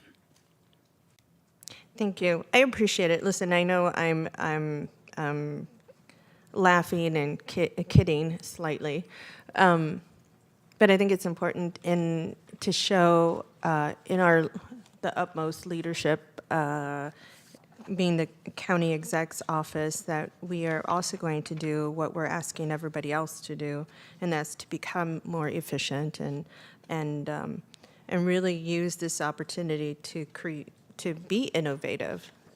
But we can't do that without a work plan. And so I don't know if part of the SWOT analysis that you all did provided a work plan, a strategic work plan for all the areas, or how did that get accomplished? We'll get back to you with that. I appreciate it. Thank you. Those are my questions. Thank you. Thank you. I had a few on item 5E as well. The Office of Supportive Housing submitted a $1.25 million request to fund reentry housing services that wasn't included in the budget, $500,000 of which was for maintenance of current services. And I want to be sure that the not granting of this request doesn't represent any curtailment of this critical service. In my staff's conversation with Greg, we learned that some additional amount may be needed to sustain it. And I'm wondering, since the board already approved ARPA funding in November of 2021 for emergency rental assistance for reentry clients, some of those funds might be able to cover the funding gap if it's needed. That's also where the funding for the reentry guaranteed income will come from. Yeah, if I may. Please. We are looking at that, at the various funding sources that could be available and allowable for use, as well as wanting to get an update on how much is actually going to be needed next year based on the spend trend. It's a relatively new program, and so and it's been growing in participation, so it's not easy to project, but we do anticipate coming back on that when we have a better number. And that will be reported at the June hearings? At the June, or perhaps after the summer break, one way or the other. The thought is getting the right information. Sure. If it's not in by June, though, does that mean it's there'll not be in a the budget? rollover. Oh, there'll be a roll. Cause there is more than enough funding in the current budget that we intend to ask the board to approve a rollover or reappropriation of the unspent amount, which will provide funding for a while, but that's not anticipated to be enough for all of next year. So we do anticipate needing to come back and ask the board for a supplemental funding when we have a better number for you. Okay, thank you. And since we're talking about that pot, I will just emphasize again that the GBI pilot should show up in the June budget from those funds as well. For that particular one, we're also looking at what's going to be an eligible funding source for that, and that analysis is occurring to see what's an allowable use. I'd like to get an off-agenda report on that then, because since we allocated money specifically for reentry clients with ARPA dollars, I'd be interested to know what the concerns are around eligibility. We don't have to get distracted with that now, but I will be interested. And finally, the county's youth task force, not to be confused with the South County task force. They made a request to our office for a budget to pay for things like hosting volunteer events and supplies and other ways to help the young commissioners be fully involved or reduce barriers for involvement, such as VTA Clipper cards. I'm imagining that this would be a minimal augmentation to the Office of Children and Families Policies Object 2 funds, but earmarked specifically for YTF. Is this something we can allocate maybe $5,000, $10,000 for? I think we have enough in service and supplies to be able to do that, but when we come back in June, we'll make sure that it's funded one way or the other. Thank you so much. All right, the next item, something else on this You one? finished? No. Yeah, on this Okay. one. The next item is 5G, which I'm is... sorry, yes, it is on 5E. Oh, We finished, my sorry. apologies. Please, go ahead. Yes, mentioning about reentry services, I am actually concerned about the housing issue for reentry, and I don't see the recommended budget having the funding for reentry housing. So I just want to see if there is a plan to at least address this need in services. That's what I just asked about. And also, if we could add the discussion on the different housing options, such as purchasing a property that could be transitional for reentry clients that the Office of Diversion and Reentry Service might be able to manage as well, as another option to address this issue. So, Do you want that addressed in the budget or perhaps later in the summer? We want to get the dollars in first, or you want an allocation as well? I think we could probably try to see if we could address in the budget at this point. If somehow it's still not something we could deal with, we could deal with in the summer afterwards. Okay. Yeah. And then the other issue is relating to Office of Supportive Housing. I previously made a motion of being concerned about individuals and families who are not fortunate enough to secure housing placement at the prior FGOC meeting, and also asked if we need to further augment the Office of Supportive Housing operations to support more individuals and families who are currently experiencing homelessness. In the department proposal currently, 6 positions requested to support the homelessness prevention system pilot, since it's expanding to serve 2,500 households starting in fiscal year 25. It seems to me like we should be looking to increase the capacity instead of making cuts here based on the expansion of the households we're looking to serve as being one of the highest priority in our county. So I would like to check to see if Dr. Smith, if you might want to speak on this.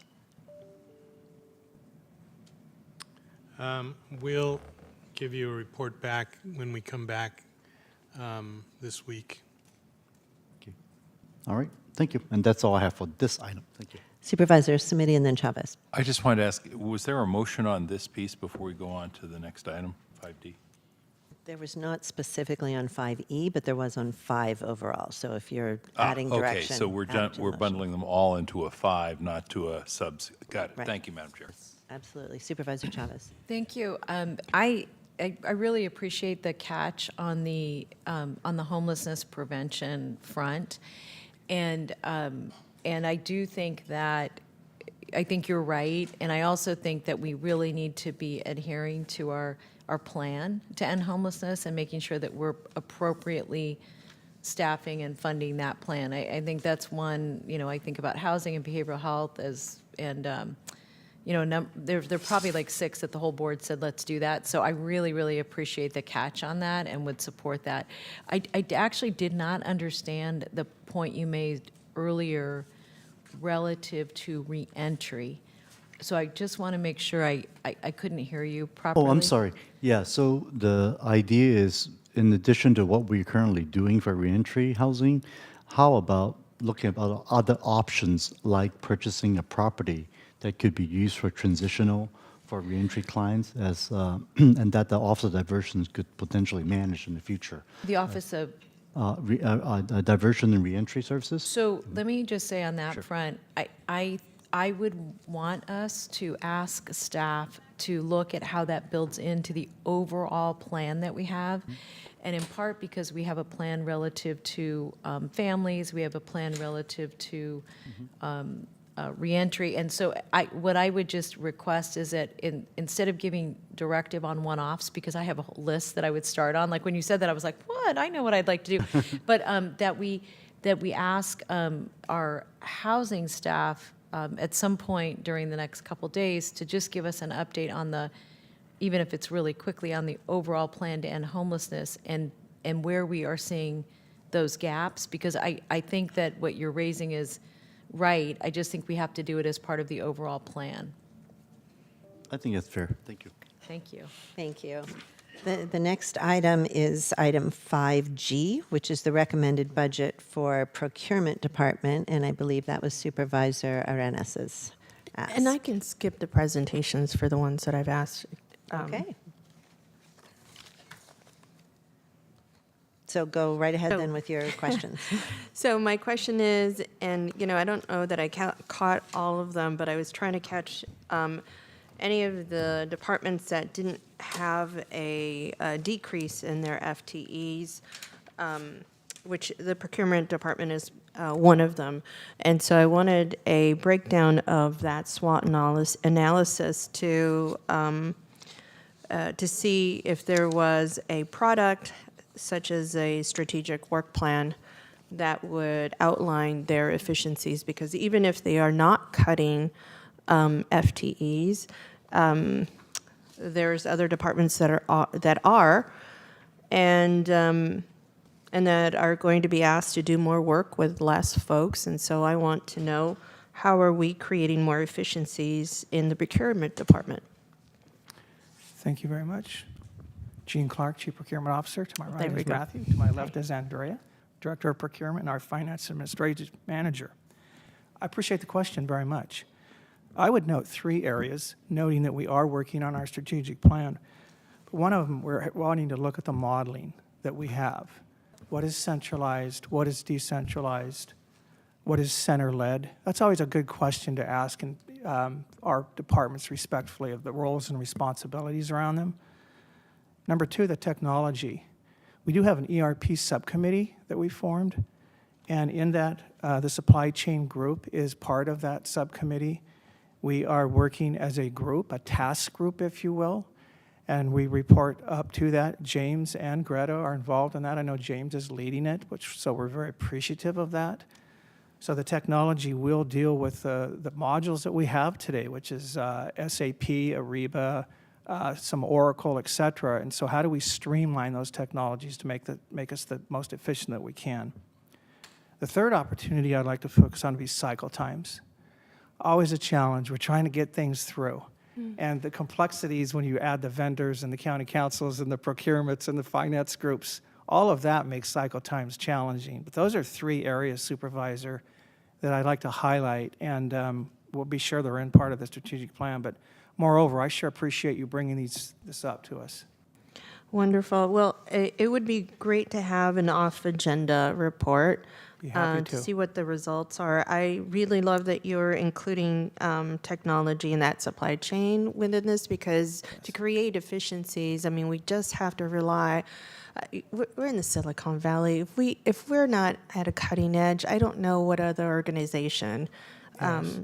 I would agree with you, and I will say, too, we have a good partnering relationship with Nina in the TSS group, and I think we've got the right team to Perfect. put together and look at what we can decrease. We're having those discussions now. Perfect. And I'm not trying to encourage you to ask for more FTEs, but if more FTEs is what you need, I think that those efficiencies can translate into other departments, and the ease of the work for others, that workflow really will spill over into other departments, right? So if we happen to know that procurement is stalling, or there's something that there's a bug in the system, if you will, we have to make sure that we correct it. So I appreciate that you've given it some thought and your response. So I'm hoping that we can include that in the motion when our chair comes back. Thank you. Thank you or very my much. vice chair is here. I agree, but she's a maker, so we'll have to wait till she accepts that as well. Wonderful. So I'm done with my questions. I don't know Okay, if anybody great, has sure. any. Thank you. Thank you very Thanks so much. Moving on to the next item, which is item 5I, which is the registrar of voters. I'll give you a minute to swap seats. The same questions are going to apply, so there's nothing, and I apologize, typically when I have some questions, I like to give a bit of a heads up, some of them, so that you can respond thoughtfully. And so the same question, I have the same questions. You know, there is of course, you of all people should know that there's an election coming. There's an election coming! And so because of that, I wanted to know, every election cycle, we learn something slightly different, right? We were just hearing from the procurement department and how they're integrating, they're going to integrate technology or have been integrating technology into the work that they're doing, and taking a look at how centralized or decentralized systems are happening or impacting their work. What are some efficiency strategies that you are going to employ because of the SWOT analysis or any analysis that you've done in the past? Once again, I'm not picking on any particular department. I'm just looking at some of the areas that the FTEs remain the same. And so I'm going to ask of those folks to tell us how they're creating efficiencies. Thank you, Supervisor. Basically, the Registrar of Voters, we've gone through major transitions and transformations since we implemented VCA in 2020. That included an entire new voting system, a new electronic poll book, new call center, many others that off the top of my head, the electronic systems that were also changed. So we're continuing with that, and we're in our refinement phase. We've done a culture, morale, dignity, just culture transformation, along with systems and how we actually run our entire elections. So we're in our strategic plan in the refinement stage. We are currently at this, as of today, in the middle of 4 RFPs asking for changes, you know, things that we'd like customized in the systems that we got 5 years ago while the contracts are up. So we've been looking at how we can work better with the vendors. We're continuing our great collaboration with TSS on all of our systems. Some are internal, such as a tracking system to track the ballots and the actual bag from every step, from the vote center to the deliver to every step along the way till it gets counted. So we continue with the system piece, and we're also started a cross-training inside of our office, because we have 12 divisions, and some of the divisions have the same title called election specialist. So we are starting with that. We had one person the last election who worked in another division, you know, came and completely learned another division's peak cycle. So we're looking at expanding and working in that area. The other thing that we do, just so you know, is after every election, big or small, we have a debriefing. We go over what went well, what didn't go well. This is all, you know, internal, external. That type of things. And we're very serious about that every election, because we always want to improve, always want to have the fastest service, count the ballots the fastest, get the ballots to our voters. So that's one of the major things that we've been doing ever since I, you know, started with the administration side. So those are some examples of what we're doing in the Registrar of Voters. I really appreciate that, and I love hearing the cross-training in the office. I think that just creates a lot of efficiency. Not only that, but I think you can remain in an agency for so many years and never get bored because you have a new challenge, right? Or you can see the work in a different light and just add to the role that you've previously been employed to do. So I really love hearing that. I'd also love to hear a little bit more about what you learned obviously you did this, you had this debrief from the last election. I'd like to see an off-agenda report recognizing some of the populations or some of the trends in terms of who voted, who didn't vote. I know since 2020, you've been doing this differently for all of us. I would imagine that we would all vote just instantaneously, but we don't. and there's a lot to that. So I'd love to learn some about what those lessons are, and how we are engaging with those communities to change trends. So I'd also like to ask for an off-agenda report regarding all the work that you've just summarized. So it sounds like you're already on this, and I just love to learn a little bit more, and my colleagues, I hope, would be excited just as well. So if that could also be included. Thank you. And I did hear The other while I was one. in the back, the previous on the procurement, and that's certainly fine. Thank you. All right. Supervisor Lee on this item as well? Yes, two issues here, Ms. Boucher. First of all, 2020 has been a record election year. The turnout has been much higher than previous years, and the number of registered voters of our county has surpassed 1 million. On that election. Certainly, the more people registered, the better for our democracy. I certainly believe that. But of course, that also means more work and more needs for your office. Do you see that your budget upcoming, given that we're facing a 2024 presidential election, which we of course expect to be something as rigorous, that the budget is able to handle that additional number of voters that you'll need to manage? Yes, I am confident that we will have successful elections, yes.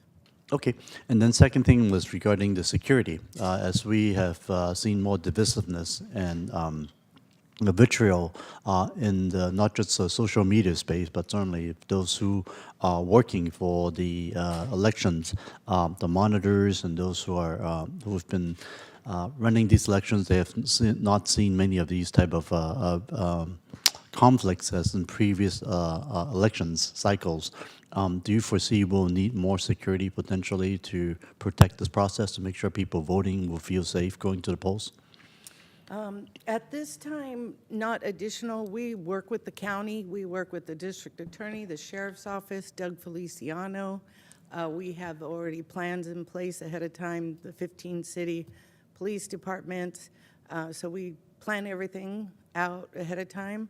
And if needed, we can invoke any of those with one phone call. For example, Doug Feliciano, our director of security, he's actually on site with the ROV, and we have a team, and we have security guards with cars that are rotating. So I feel that plan, and we have enhanced it each time, has been very successful. So I will continue with that. Okay, thank you. Thank you. We're moving now to item 5J, which is the recommended budget for Technology Services and Solution Department. And would the requester like a presentation or to go right to questions? Just questions. Fantastic. Thank you. Thank you.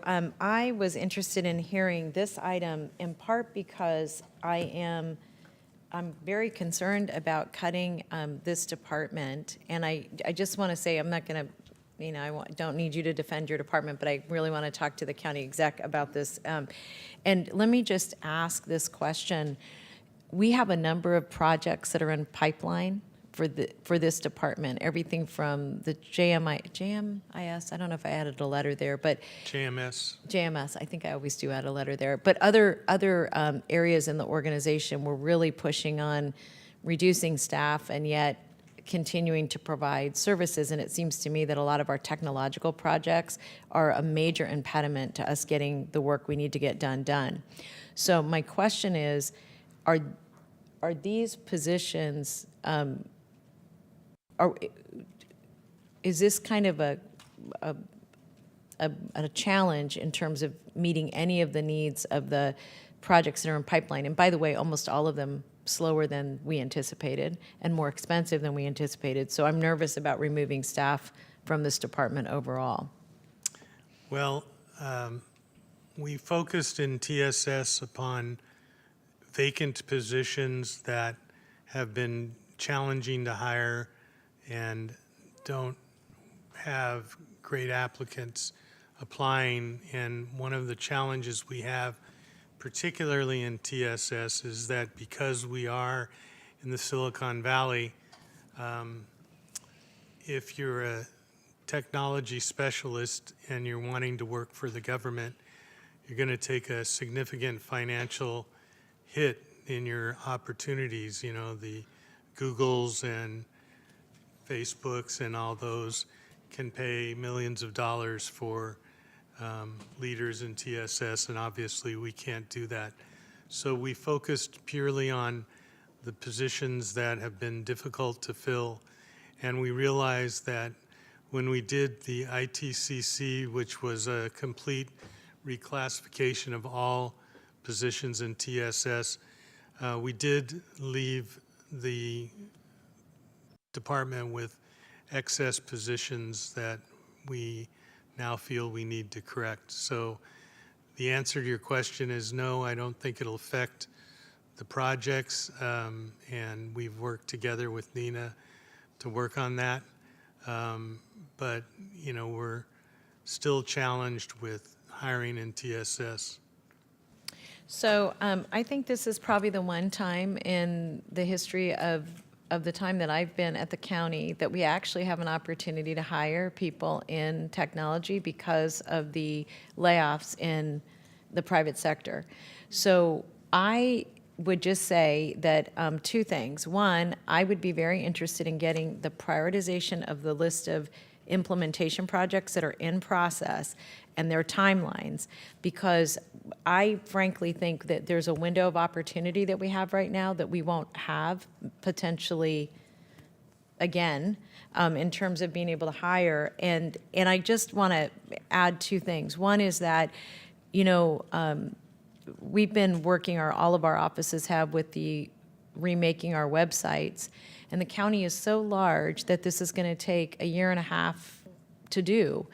And, you know, if we're living in a time where we're really trying to use technology to support the efforts of our staff, those kinds of timelines are too long and could potentially really impact other programs. Social services, I could give a list of things where I've been in meetings where they say, oh yeah, we're going to get to that. Never, because we don't have enough people. So I think we have a window of opportunity, and I just really want to emphasize that. The second thing is I really do want to see the list with the timelines. And then the last thing I wanted to say is that there, all over this organization, we have like amazing, amazing people who choose to work here in our healthcare system, in our social welfare system, in our probation. I mean, I could go on, our jails, all of that. But I have to say, I had no idea how much I was going to appreciate TSS relative to COVID, because prior to COVID, the number of times I heard, can't be done, too hard, difficult, blah, blah, blah, and your team just was like superhuman. And so my expectation now is much higher, and I really can't emphasize enough what that means for other programs and projects that would make the work that we're trying to get accomplished so much more possible. So I have not given up on these humans. I don't know if these are the right ones, and you all, you know, I'm not technically savvy enough to be able to say anything except what needs to get done by a certain timeline is going to be critical in terms of how I vote on the budget overall. And that's, by the way, not just in these positions, but I feel that way with all of them.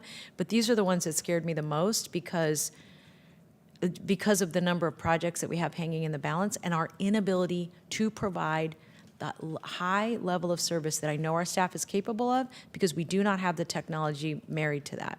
So anyway, colleagues, so for me, if we could add to the motion a list of the projects that are in process and the dates that they will be delivered. Can I add one thing? You said these humans. There's no humans in these positions. But we need humans. I guess what I'm saying, Dr. Smith, is when someone tells me it's going to take 1.5 years to fix a website, the only thing I can attribute that to is not having enough people available.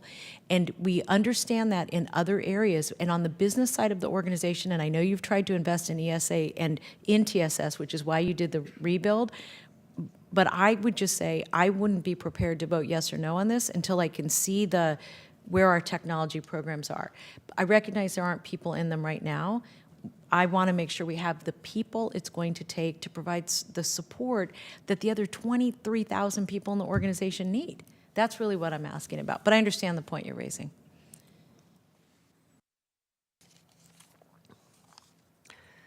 Item 5K is the recommended budget for county communications. And I think perhaps we all pulled this. So would we like a presentation or go right to your questions? I don't hear anybody clamoring for a presentation, so whoever turns their light on gets the first questions. Supervisor Lee. So, for the past decade, there's been mandatory overtime for the county communications department with an increased number of workers' comp cases and staff burnout. With 29 vacancies for dispatchers, senior dispatchers, we really have to take on these additional work, making it very difficult to train new staff. And having met with some of the employees and with SCIU, they've noted that over the past 15, 20 years, there's been a 200% increase in call volume, but no additional staff. Given the number of wildfires and other emergencies we've had, we really should be shoring up our emergency dispatch services. And in fact, I've personally experienced long wait times. When I call 911, I'm one of those who drive by a highway, see something on lane number 2, I'm going to pick up the phone and call. And there have been times I was on hold not for 30 seconds or a minute. I mean more than 2.5 minutes before a real person talked to me, though I know how backlogged it really is.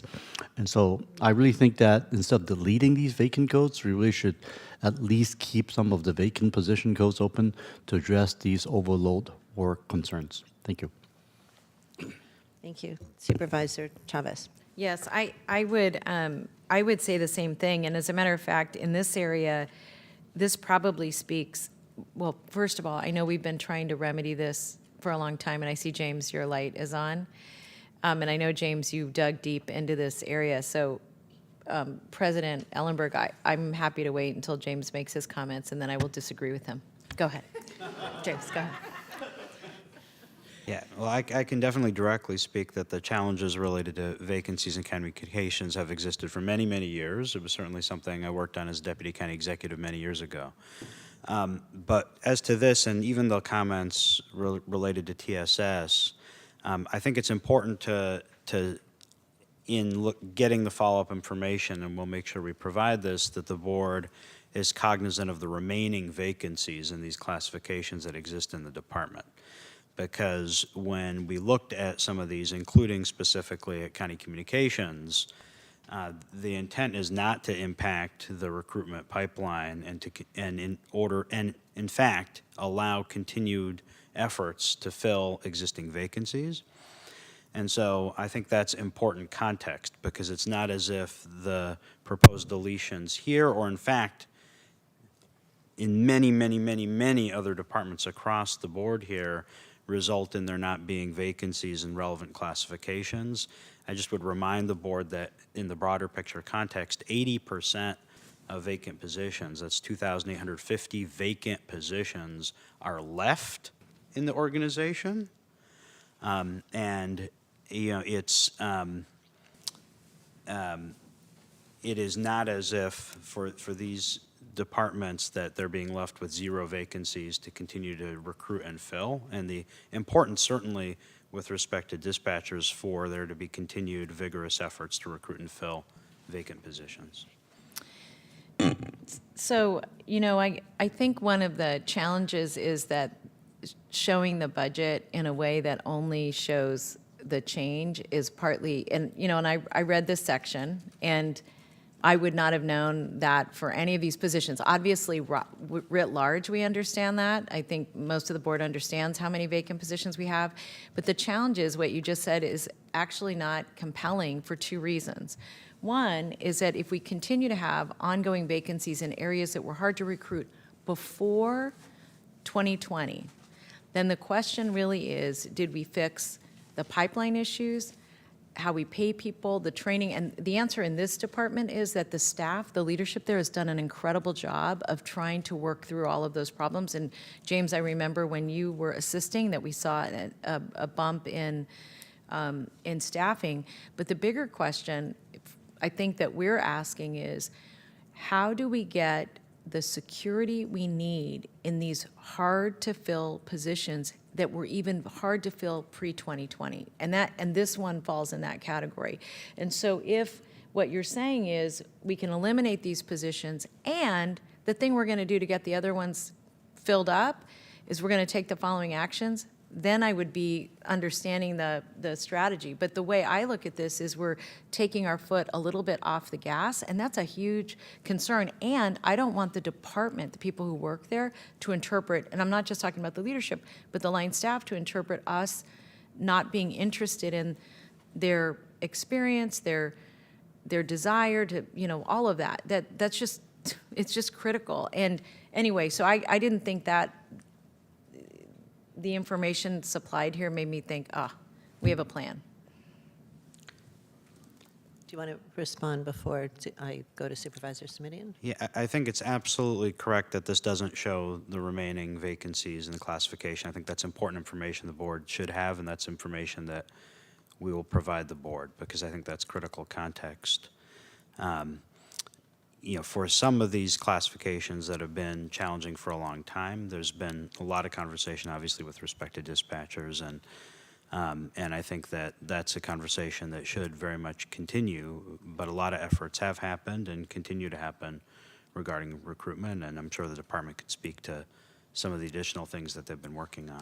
Yeah, and again, I'm not picking on them, I'm really picking on y'all. And let me just add one other thing, and that is that the other thing that's challenging is in some instances where we should be aligning capital investment with areas where we know are tough to serve, and county comms is one of them because of the footprint is so small and the challenge with training is so small too. Like, I know you've all made some changes, but again, I think that, at least for me, and I won't speak for my colleagues, understanding the plan and what we think gets addressed through that plan as we move forward will be very helpful. Because again, I don't have a high comfort level with this, and you may be right that there's still enough room to hire and to be responsive, but there's no plan accompanying that, and we're being asked to take an action that appears to cut off one of the options. And I'm not even saying that's accurate. I'm saying based on the information that's available to the public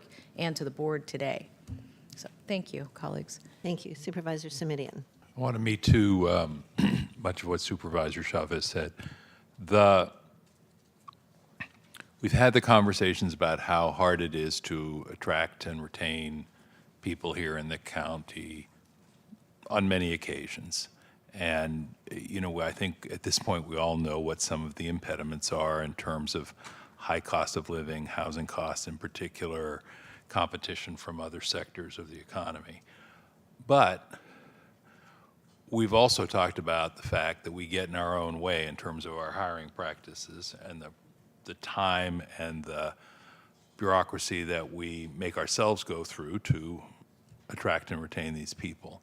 So the reason I leaned in when Supervisor Chavez was speaking because she said, "Oh, okay." This is my paraphrase, and please feel free to correct me because I hate it when people paraphrase me. Okay, I feel a little bit better about the fact that there's still lots of vacancies there that could be used to get the job done, but I'd feel a whole lot better if I heard that there really was a plan to effectively use the remaining vacancies on a timely basis to get them filled and on the job. And that's what I think many of us have articulated a concern about over quite some period of time now. And, no need to relitigate today why that is or what that's about, but I just want to say me too on the even cutting vacant positions has generated a reaction. Okay, understood. But it would generate less of a reaction if people believed there was really a practical plan to step up. This is what Supervisor Chavez said, and I'm just saying it again in my own words. I think it would generate less of a reaction if people thought there really was a practical plan to fill the 80% of positions that remain that are not being cut. I think what makes it a more difficult pill to swallow is people are saying, Well, I guess I could take that if there was any chance that we'd see these other positions filled sometime soon, but I don't sense a lot of optimism in any quarter that that is the case. So that was my long me too, Madam Chair. Thank you. Thank you very much.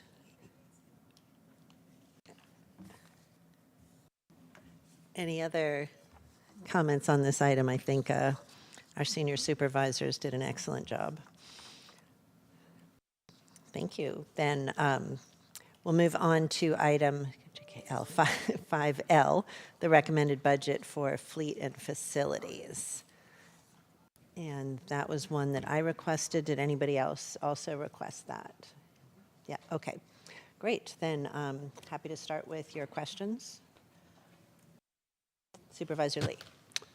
Thank you. On 5L, we noticed that there are some discrepancies from the department asked versus the actual recommended budget.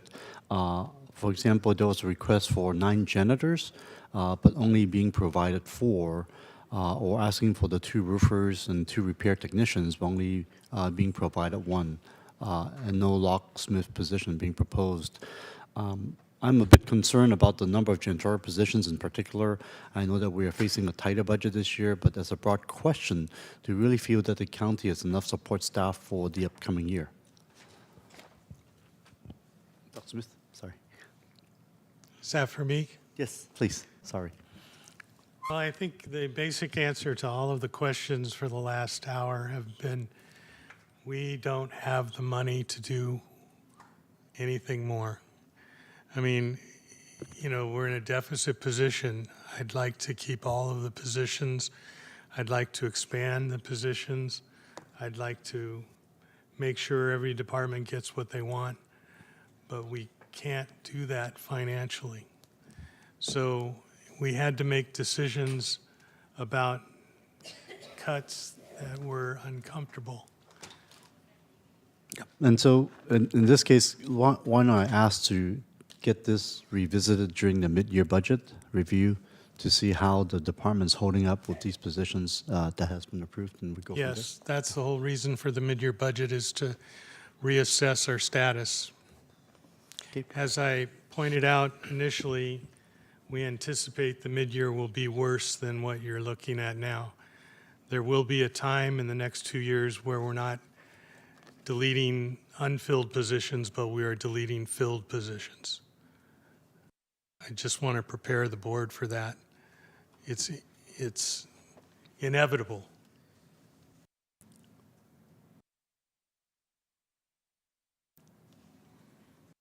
On that happy note. Do you have What? anything else? No, I'm done on that one. Thank you. Regarding the capital budget overall, how much do we have in accumulated in the accumulated capital outlay fund currently, and how much are we adding this year to fund the capital program? What are those 2 numbers, please? Yeah, I'll have to get the current balance. You're asking for the current balance and perhaps how much is relied upon in order to fund the capital program, right? And what is being added this year? Yeah, we'll follow up with that. I think that was part of the request for fund balances too. I made a note to add that to that list of fund balances that was requested earlier, so we'll get that in there.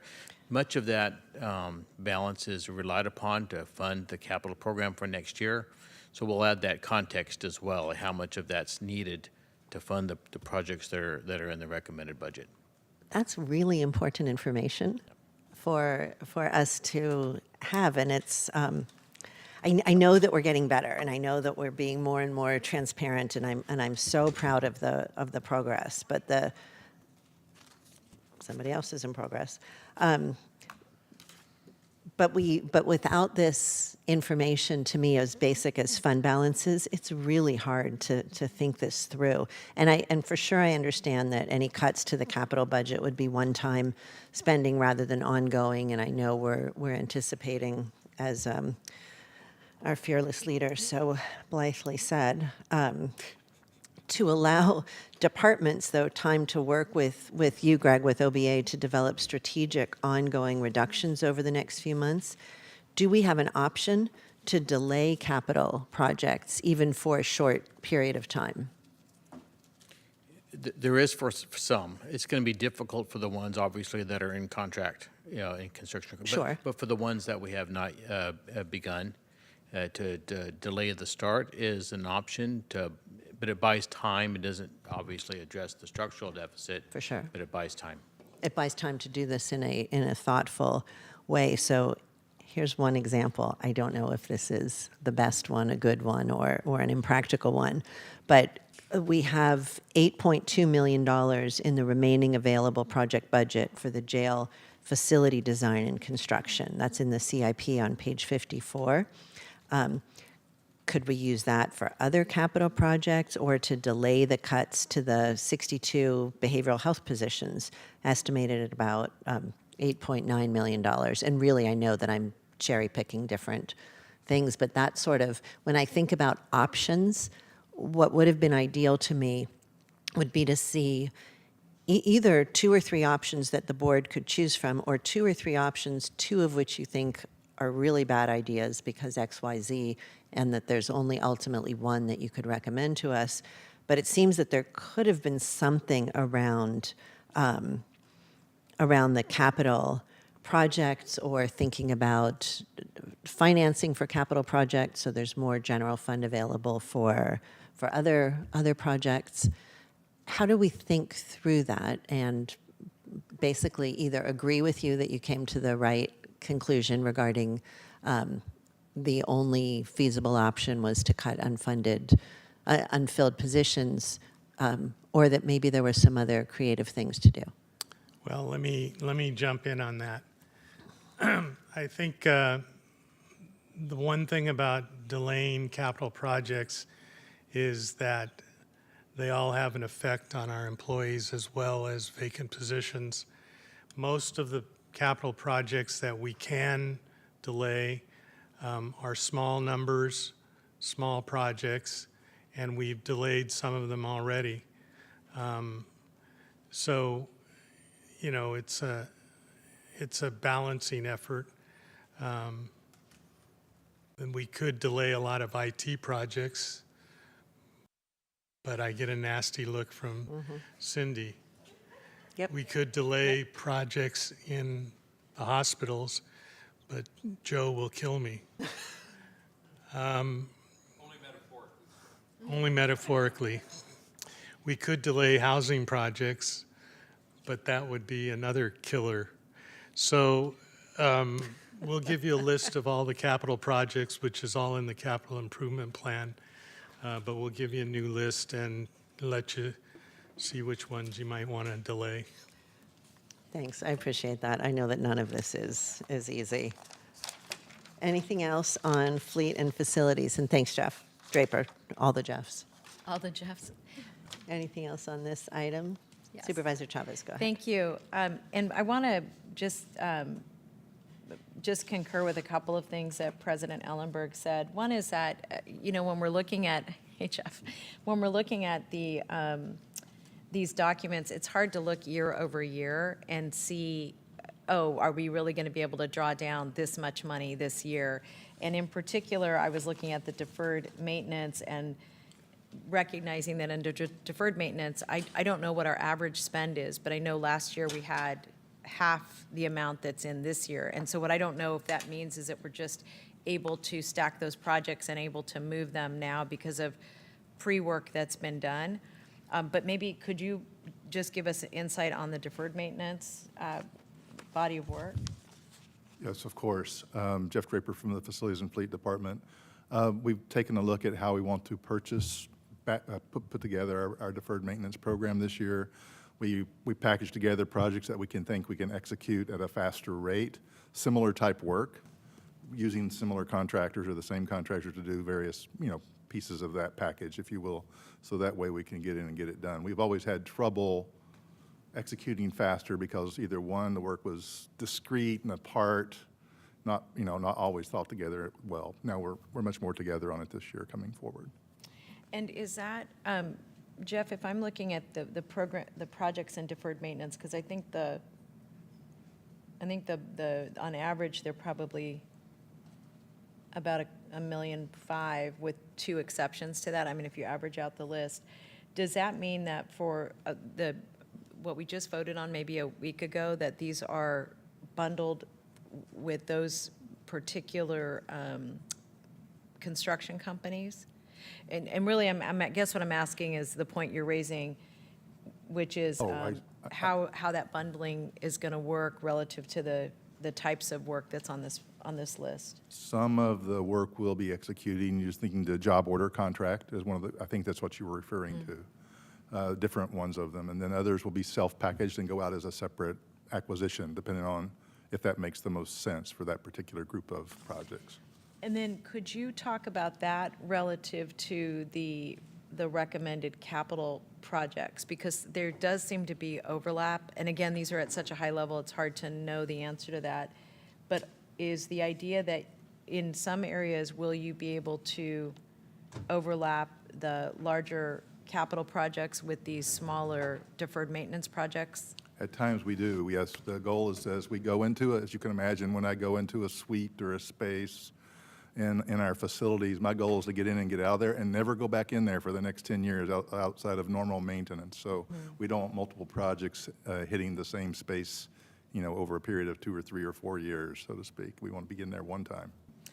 Thank you. And then I'll just wrap up with this observation. I just want to reinforce what Supervisor Ellenberg raised about there is some information in the budget book, but it's really limited. So it's hard to know, it's hard to understand how the set-asides here track over a number of years and what resources may or may not be available, and under what circumstances we would not want to mess around with the available resources because you're drawing it down over a number of years based on the size of the project. But this package is difficult to look at without sort of a blunt instrument, and I think that's the point that the President's raising, that I just want to reinforce that I both agree, and I also realize it puts us in a bit of a quandary, because if you're looking for one-time dollars, people always want to look at these pages. I know you, Jeff, want us to look away as quickly as possible, but and so I would just ask that as we get the information relative to the reserves, that one other request I would make is that we get at least and I know 2020 to 2023 is kind of, 2022 is kind of a weird time frame, but if you could give us 5 years of what the spend down has been, both in the capital projects overall and then deferred maintenance, would be helpful. Will do. Thank you. Thank you, President. Absolutely. Our next items are 5N, recommended budget for Employee Services Agency, and then recommended budget for Finance Agency. Supervisor Arenas on 5N. Go right ahead. Thank you. So I'm going to ask once again about efficiencies, since we are not cutting any FTEs. How do we plan to address creating efficiencies, being that there may be an impact, even if these positions are empty, they still provide an opportunity for departments to have overtime to get the work done. So what is the plan? What is the strategic plan, or any progress that you've been working on? I'm sorry, can you repeat the question? I was distracted. Yes, it's the same question I've been asking, which is about efficiencies. So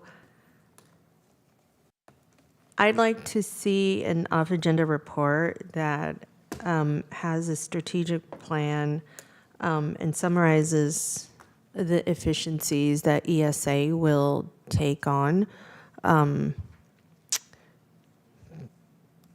in all of their areas in terms of their department.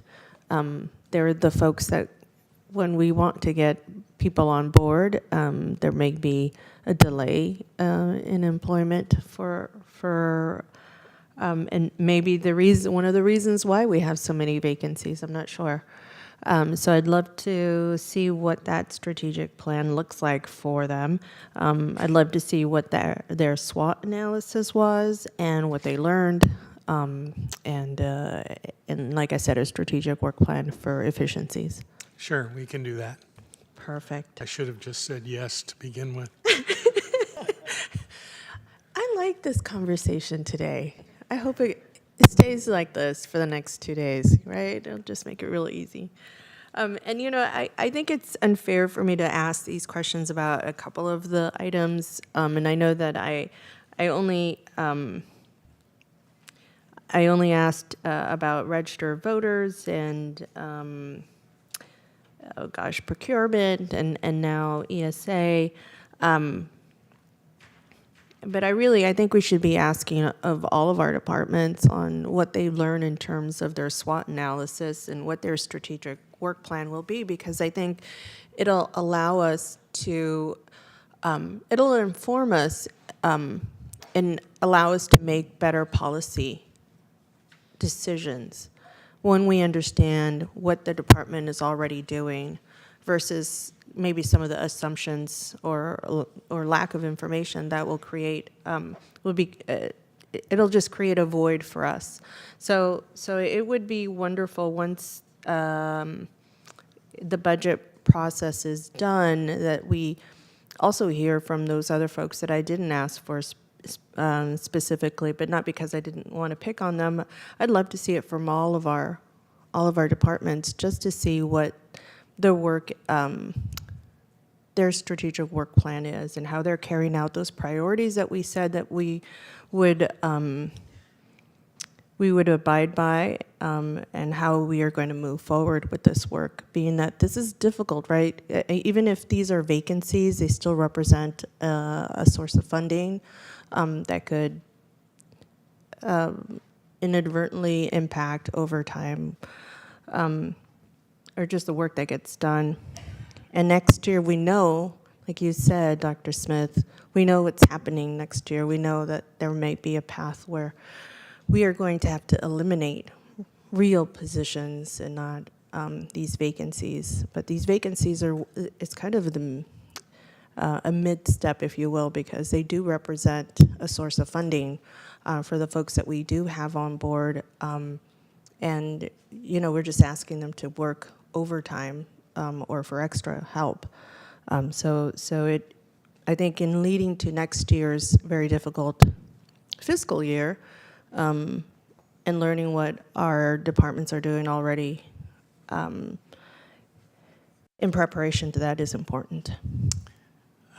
I should try to save some of the departments. The SWOT analysis was really just my SWOT analysis. They weren't asked to come up with a SWOT analysis, but we certainly can ask them to do that. And strategic plans they all have, so we can ask them to put that together. But just so you don't think they didn't do their job.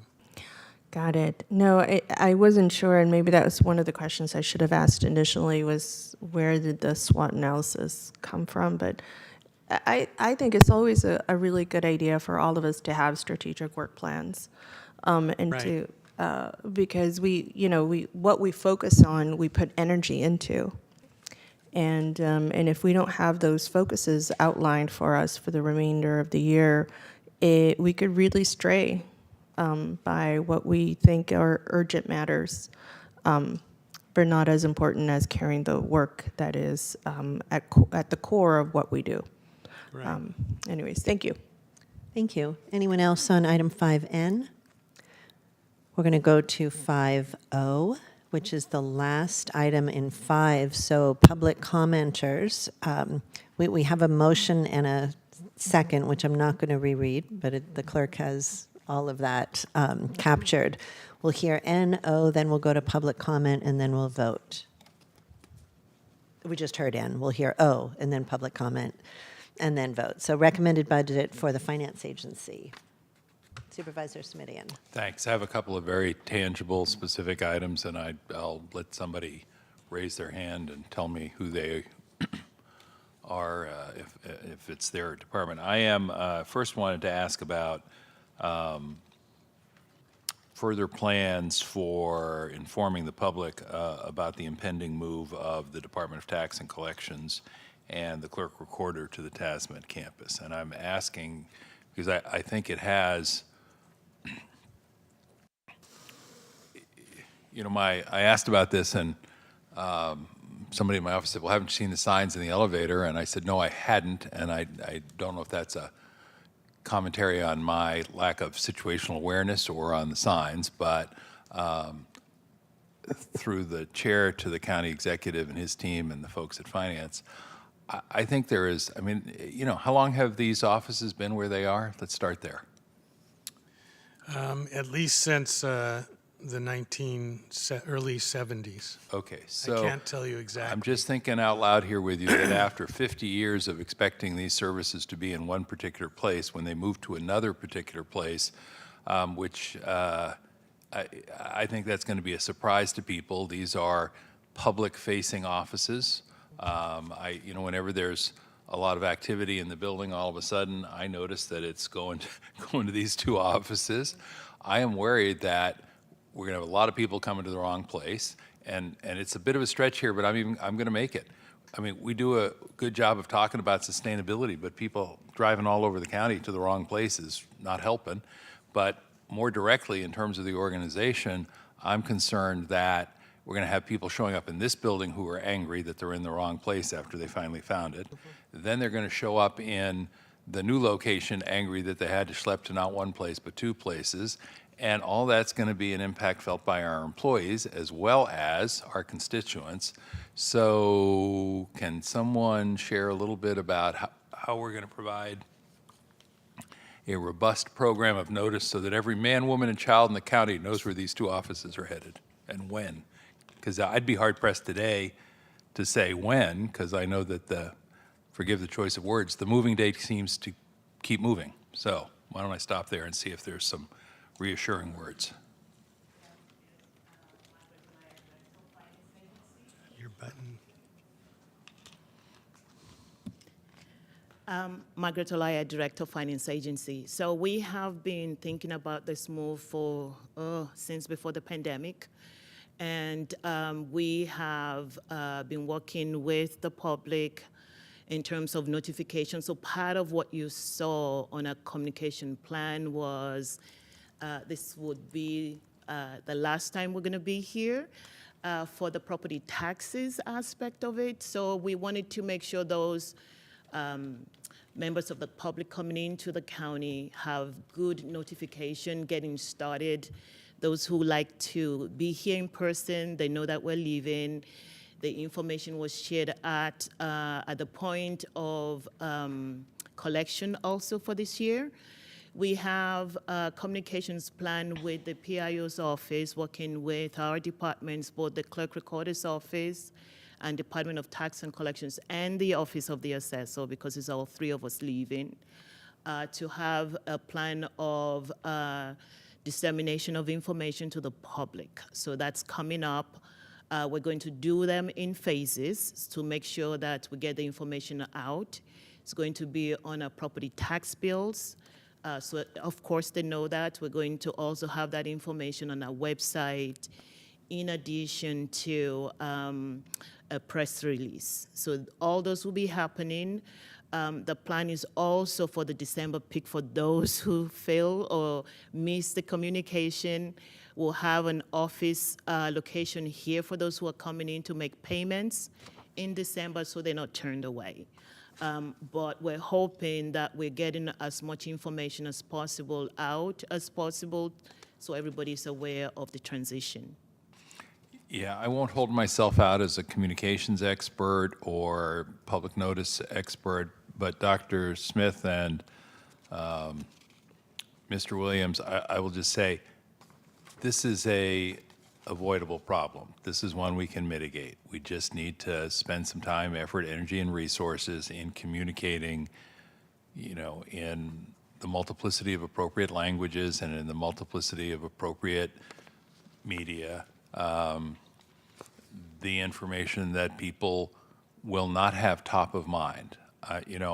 All due respect to the important work we do here at the county, most folks don't roll out of bed every day saying, I wonder what's going on at the clerk recorder's office, and I wonder where they are. If they've been here before, they think it's here.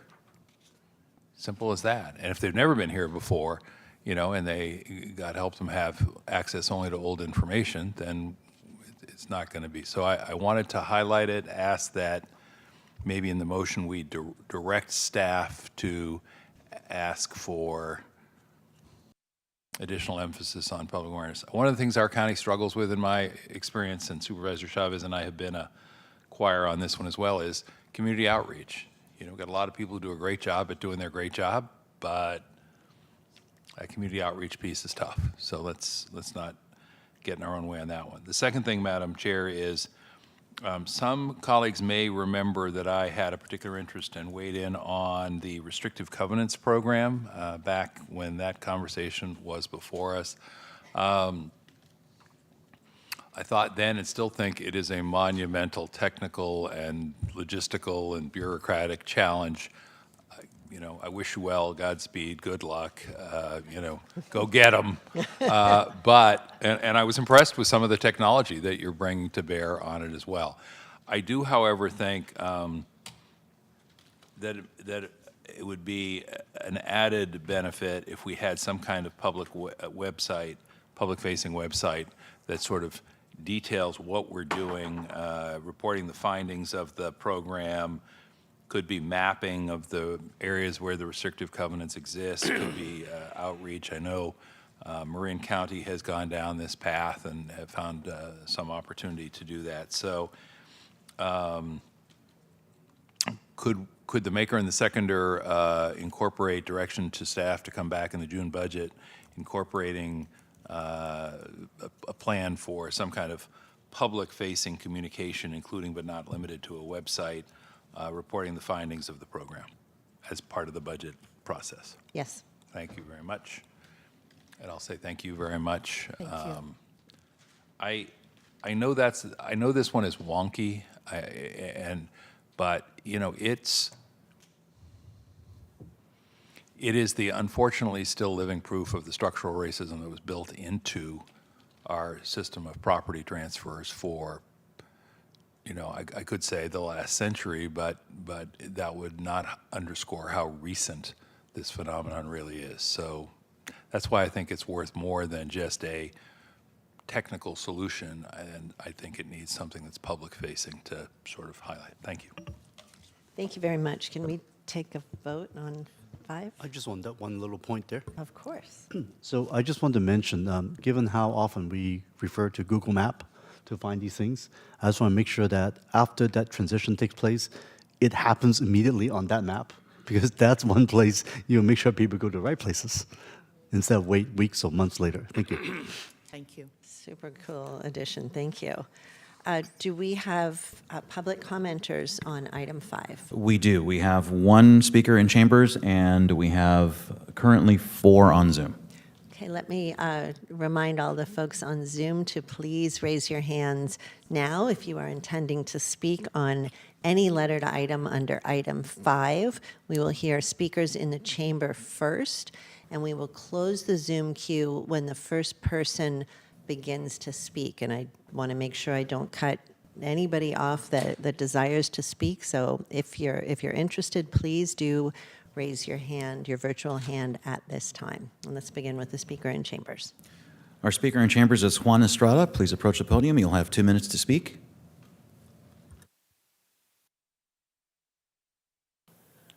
Dear Board of Supervisors, my name is Juan Estrada. I am speaking today as a Greenfoot Hills staff member and as part of a couple of work groups of the nonprofit Racial Equity Action Leadership Coalition, or REAL Coalition. First, we applaud your considering additional allocations to expand language access. Our work group submitted a letter to note support of the proposed allocations and to make requests related to American Sign Language and the proposed use of an artificial intelligence translation tool. Our final request was for the county to develop a plan to phase out the requirement that translation services be requested 3 business days prior to a meeting. It is estimated that 54% of homes in Santa Clara County speak languages other than English. Increasing language translation accessibility and removing barriers will allow as many residents as possible to participate. I will now speak to remote public participation, given that topic has now been folded into this agenda item. We are asking that you allow remote public participation for boards and commissions, including the Planning Commission. Such a policy would foster equity for the reasons outlined in the Real Coalition joint letter signed by 37 organizations. People like busy parents and caregivers, those working multiple jobs, and those without transportation could provide input without having to commute to downtown San Jose. This hardship especially impacts communities of color. Remote public participation also makes meetings accessible for those with certain disabilities and those unable to risk their health by attending in-person meetings. I'm here providing public comment. Not everyone has this privilege. Your decisions, and by extension the county, will benefit from access to the valuable insights, opinions, and preferences of community members who currently face challenges to participation either due to lack of language translation or remote participation access. Thank you for taking steps toward increased inclusion for the benefit of the county. Thank you. That's the only speaker in chambers? Yes, And how many do we have on Zoom? we have 5 on Zoom. Last call, folks, if you're on Zoom and want to speak, please raise your virtual hand now. We are still at 2 minutes per speaker, and the queue will close when the first speaker begins. So Dave, let's just give a few more seconds Sure. for any late additions, and then we'll begin. It's holding steady at 5 so far. Okay. All right, let's do it. Thank you very much. Thank you. The next speaker is Laura V. Laura, we're unmuting you. Please accept the unmute. You'll have 2 minutes to speak. The timer will start when you begin speaking. Thank you, President Ellenberg and members of the board. Once again, for your time, I'm Laura Villarreal. I'm a senior communications dispatcher at County 911 Communications, and I've been there for 20 years now. So it is a breath of fresh air to hear all of you express yourselves the way that you did. And I know I speak for my coworkers and in saying that we're grateful for a board that is, the same practice that we do to help us with our staffing issues and us with some problems that we run into. Also just wanted to shed a little bit of light on some of the things that have come recently. We got 10 to 15% of our current eligible retirement either now within these 2 years. It looks like Laura dropped off. Laura, if you can still hear us, we'll try and take you again. Next speaker is Lucila Ortiz. Lucila, we're unmuting you. Please accept the unmute. You'll have 2 minutes to speak. The timer will start when you begin speaking. Hello, Board of Supervisors. Thank you. My name is Lucila Ortiz. I'm the Political Director with Working Partnerships USA, and I'm also a member of the Rio Coalition. And I just wanted to bring attention to the letter that we submitted to the board in regards to the interpretation issues. So first of all, we wanted to thank you for making sure that non-English speakers have access to interpretation services at the meetings and at the different services that the county provides. We believe that it's really important in order to make sure that, the greater public has access. We also want to make sure that we have ASL as another language that is included in those services. And then also just in the future, we would like to see something that is a little bit more proactive, that doesn't rely on the public requesting, interpretation a couple days before the meetings, because a lot of people won't be able to do that. But thank you for your leadership again, and you can see more in the letter that we submitted this morning. Thank you. Next speaker is Yvonne Jimenez. Yvonne, please accept the unmute. You'll have 2 minutes to speak. The timer will start when you begin speaking. Good afternoon, President Ellenberg and members of the Board of Supervisors. My name is Yvonne Jimenez, speaking today on behalf of the Silicon Valley Council of Nonprofits and as a member of the Racial Equity Action Leadership Coalition, or REAL Coalition. I'd like to begin by thanking the board for your commitment to expand language access. We thank you for considering additional allocations for this work within the budget, and we support the staff's recommendations. Expanding language access allows as many residents as possible to participate in public meetings, promoting equity, inclusion, and the diversity of participants. While we appreciate the recommendation to fund AI tools that will allow for real-time translation, we do request that these programs be considered as a pilot first. There are a number of challenges with this type of technology, including errors in understanding accents, dialects, and context. We would also ask that the board include American Sign Language to the list of core languages that are offered at each county meeting automatically without requiring special requests ahead of time. Particularly as the board continues expansion of hybrid meeting access, the lack of ASL translation constitutes a critical gap. Again, we thank you for your efforts and consideration of funds to make public meetings more accessible to all. Thank you. Next speaker is Catalyze SV. We're unmuting you. Please accept the unmute. You'll have 2 minutes to speak. The timer will start when you begin speaking. Thank you so much. Rocio Molina here, Community Engagement Manager with Catalyze SV. First, I'd love to thank the board for their consideration of critical items that are going to continue to empower the community moving forward. And that is, of course, the language access that the community organizations who spoke previously also highlighted. We're very excited to see the attention given to these resources, as well as the attention given to outreach needs, which Supervisor Simitian also highlighted. We look forward to hearing more throughout the budget process about how community engagement and outreach may be integrated into your planning for the next year. We hope to see outreach and community engagement, in particular in some of your capital investment items. And we also want to thank the county executive for continuing to prioritize urban forestry.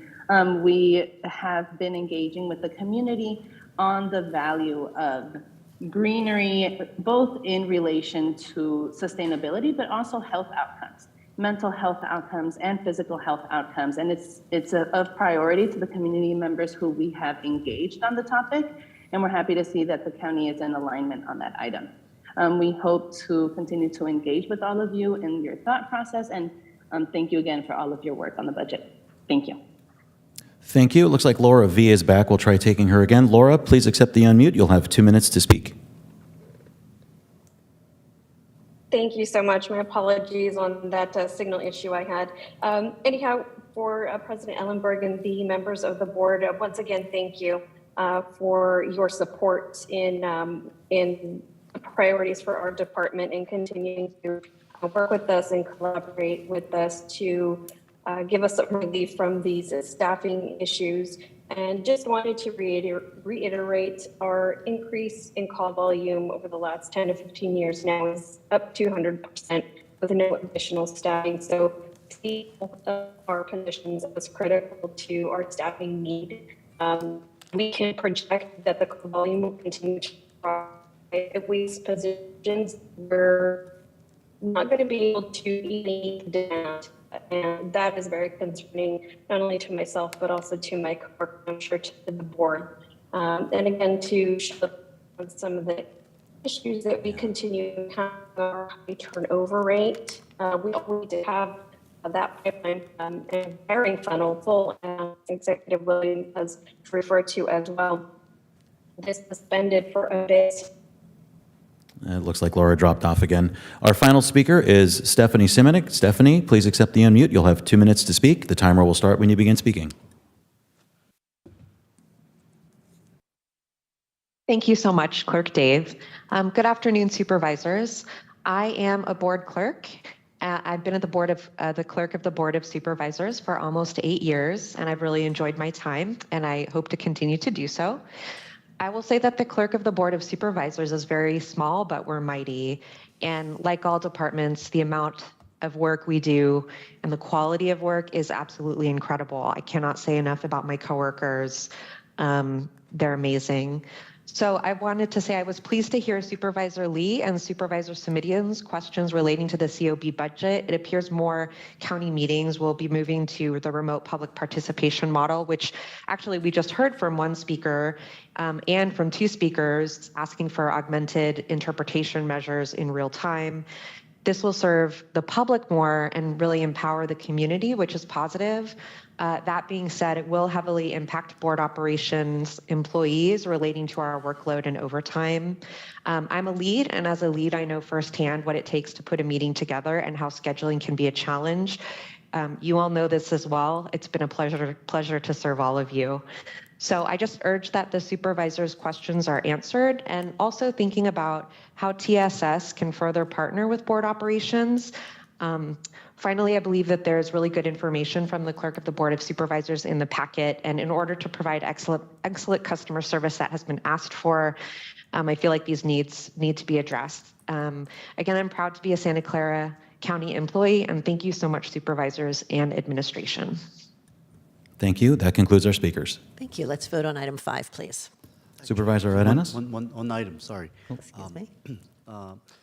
From one of the notices, from one of the speakers, it mentions the issue of the Planning Commission being one of the important commissions that needs to be able to have remote participation. I mean, I'm not belittling any other commissions or boards, but I certainly do believe that the Planning Commission, because of its specific legal powers it has, that should be the first one that needs to get that remote participation being implemented. So I would like to urge the clerk's office to make that a higher priority. I just want to make that as part of the motion. Thank you.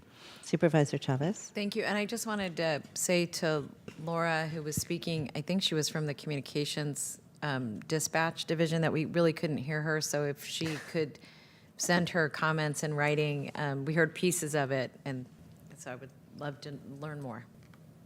Thank you. Supervisor Arenas, is your light on to vote? Yes and no. Well, I wanted to clarify the motion, and I wanted to ensure that the initial motion has some language around the impact on overtime, extra help, and contract workers being considered, as some of those reductions don't necessarily reflect decreased demand for service. Excellent. I believe it did, but if it didn't, it certainly does now. Does now. Thank Wonderful. you. Thank you. Let's vote. Supervisor Arenas? Yes. Supervisor Chavez? Yes. Supervisor Simidian? Vice President Lee? Aye. President Ellenberg? Yes. Thank you. That carries 5-0.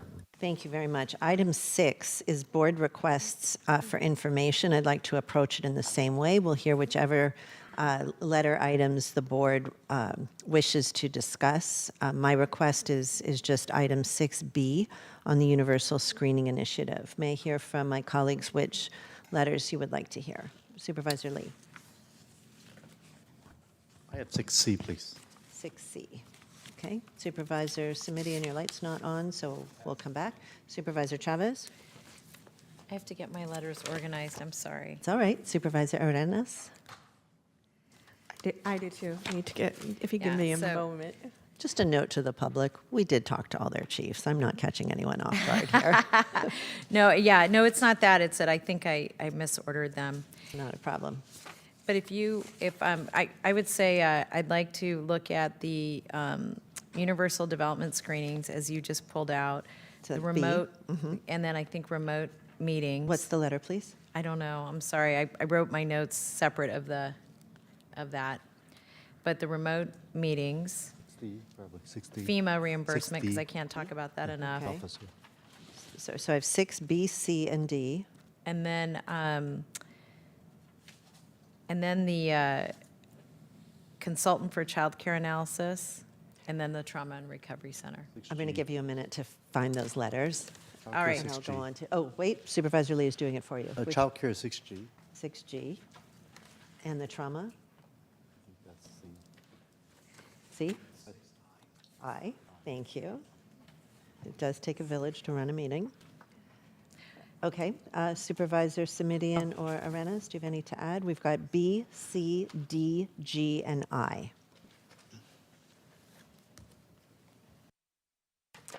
No others? All right. And I'm happy to begin with 6B. The report on Universal Screening Initiative expansion from Tully to the Gilroy and Milpitas pediatric clinics outlines a plan consistent with board direction and with discussions at CFSC, but I don't see the item reflected in the budget as the May 1st off agenda indicated it would be. Is it somewhere in the budget, Greg, that we couldn't find? It's sorry. not called out as the specific plan, but the positions are there, yes, in the budget. Could you let us all know, please, where it is? Just so that we can be clear that they're associated with that particular program. We want to be able to talk about the expansion of that program, and I'd be more comfortable doing so if I could point to it somewhere. Okay. Okay, and we can plan to revisit that program expansion tomorrow during Health and Hospital, if that would be easier. Okay. And I would second that as part of a motion. Thank you very much. Do you have anything additional on? That was actually my question on B? that item. All right, thank you. Item 6C. Thank you, President Ellenberg. I've heard anecdotally from talking to one of our employee group, SEMA, that some of them members were promoted into SEMA position from a former SEIU position, but actually make less money as a SEMA member because of the compaction issues and lack of overtime pay. I hope the ESA is taking a serious look at these compaction issues and working with our unions to resolve those challenges. I've also raised the issue that we should be doing everything we can to help streamline the hiring process for existing county staff looking to move into another role within the county. The fact that the extra help employees that have been working for the county for not only months but even years would basically have to fill out the same application or being treated as the new recruits for positions seems ridiculous to me. And so I can't wait. I mean, can we autofill the information, or there's ways that we got to be able to help them since they're already in the system to streamline that process? The other question I have is the status of these type of strategies. So I'm trying to ask if administration can come back with it today or off agenda. What is the current strategies in place, and what are the outstanding things so that we could make sure that these things are being implemented, and what would be the timeline be? Thank you. I can answer a couple of those questions, and we certainly can come back with another off agenda to talk with the board about strategies and timeline. The issue of transferring from or being promoted from an SEIU position to a SEMA position typically is not a compaction issue, but rather an overtime issue. Most of the SEMA classifications are paid hourly. Therefore, when they work overtime, they accrue overtime pay. And You meant SEIU. SEIU, I'm sorry. And when the SEMA positions are mostly salaried positions, there are a few positions in SEMA that are hourly. So when they work extra hours, they do not get paid extra amounts. In order to try to deal with this, we're working on our plans with the SEMA negotiations to see if we can deal with this in an effective manner. And it will be challenging. The second issue you raised was having to do with extra help. And that is a more thorny issue, which James will correct me with if I get it wrong here. But extra help employees are not put through the regular screening process and appointment process and creating lists. So when they apply for a job that requires a ranking or a list, or that a list be created, they have to apply to that ranking to get permanent status in order to comply with the merit system. We currently are approaching our labor unions in negotiations to try to get agreement on changing the merit system rules. In order to do that, all the unions have to agree to a change in the rules, and then the planning or personnel board needs to agree, and the board needs to agree. So James, do you want to add anything else? No, I think that last point is really critical, which is there are definitely things that could help radically change the process, but those require rule changes, and we certainly would welcome partnership in making that happen. I think that was there another question there? No, I think that answers questions, and I think given the input I've been hearing from our labor groups, these type of rules, if James, you could help identify what they are, I have a feeling that we might get a pretty unanimous support from them saying that this is something that they all want to change, because I think we're all working toward the same goal to help out. I mean, the reason why we have so many vacancies, right, that we have to cut, that we talk about, why are they still vacant, is because of a lot of these issues that we talk about. These rules have actually what we call red tape a lot of times to slow down our efficiency in terms of getting folks to places they need to be. And if anything we need right now is let's find out where those red tapes are, what those rules are, and let's fix it. Thank you. You're here.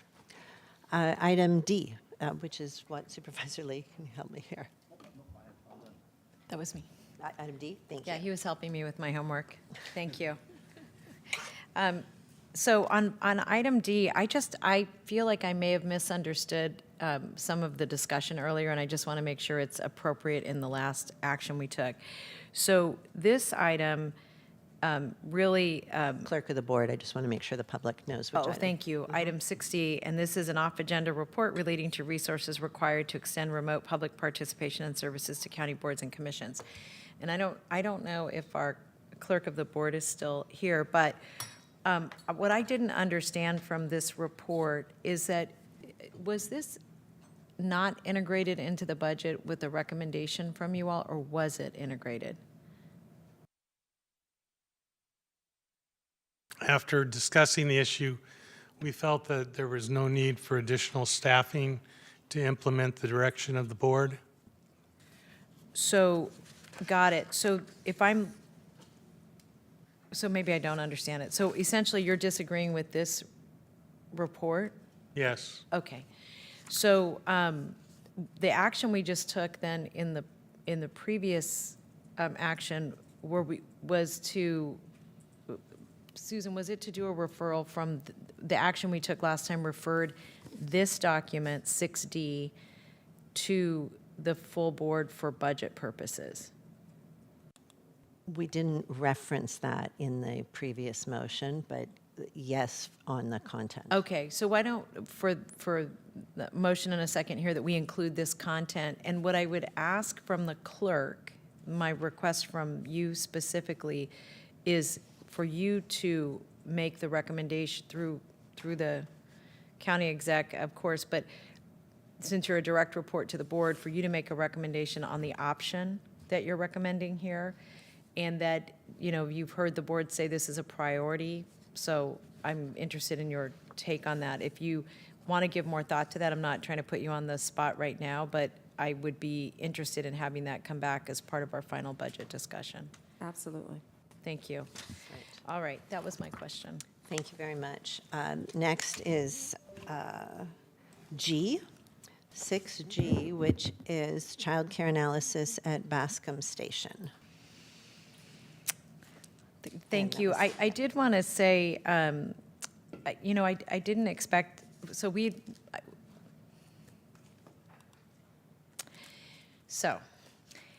on this request, what I was trying to do was to better understand how we integrate in the assessment of childcare needs, both of our employees and surrounding communities, when we're investing in new facilities. And I used the Valley Health Center request because I at least wanted to see what our process was. And so my question to staff is, really, do you need a different kind of referral from the board to staff to start making this a typical, one of the typical actions that we take when we're looking at adding a facility or doing significant tenant improvements in a building? No, we don't need any further direction. You happen to pick a building that is hard to deal with because the issue of having a OSHPD qualified building makes the space much more expensive than any regular building.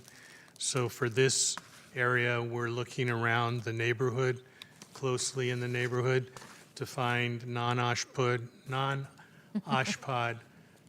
facilities that might be appropriate for us to purchase and utilize for childcare. But with regard to regular office buildings, we're aware that the board wants us to be looking at that issue, and we are. So here's my request. In the staff report, it says, having a consultant to evaluate childcare spaces in prospective county buildings, including the Bascom Station, because what you just said, I heard about the VASC, like we tried every which way to do it there too. And really what I wanted was just a formal, typical assessment so that just as we would for public art or parking ratios or any other primary service that we anticipate being in any building that we own, operate, or have a long-term lease with, that it becomes a regular action. So it says here that you're recommending that we hire a consultant. That's what I expected, that it would be somebody outside of our area of expertise. But it doesn't say, it says, should the board wish to proceed in evaluating existing or new county facilities, I would say yes. I would like to add that to the motion, that in fact we do wish to proceed in that way, and that it does become a regular part of our assessments. And it won't mean that we have one in every building. That's not really the intent. The intent is that we do the research that lets us know whether or not it's a viable or appropriate option. It may not be. But really that it become a regular part of how we do business. Well, I'd like to ask a question. The reason we put that quote of should the board be interested in current locations, we have hundreds of current buildings. If we ask the consultant to evaluate all of our buildings, that'll be different than asking them to evaluate new buildings. And so Got it. we wanted to ask the board specifically about that. All is really challenging. New is easy. Well, easier, but So far I haven't had success, which is why I'm using that But like Dr. for Smith? example, all would include the new psychiatric building. Well, it's already designed and in the process of being built. So we could have a consultant look at it, but we know what the result would be. So understanding that, here's what I would like to recommend to my colleagues.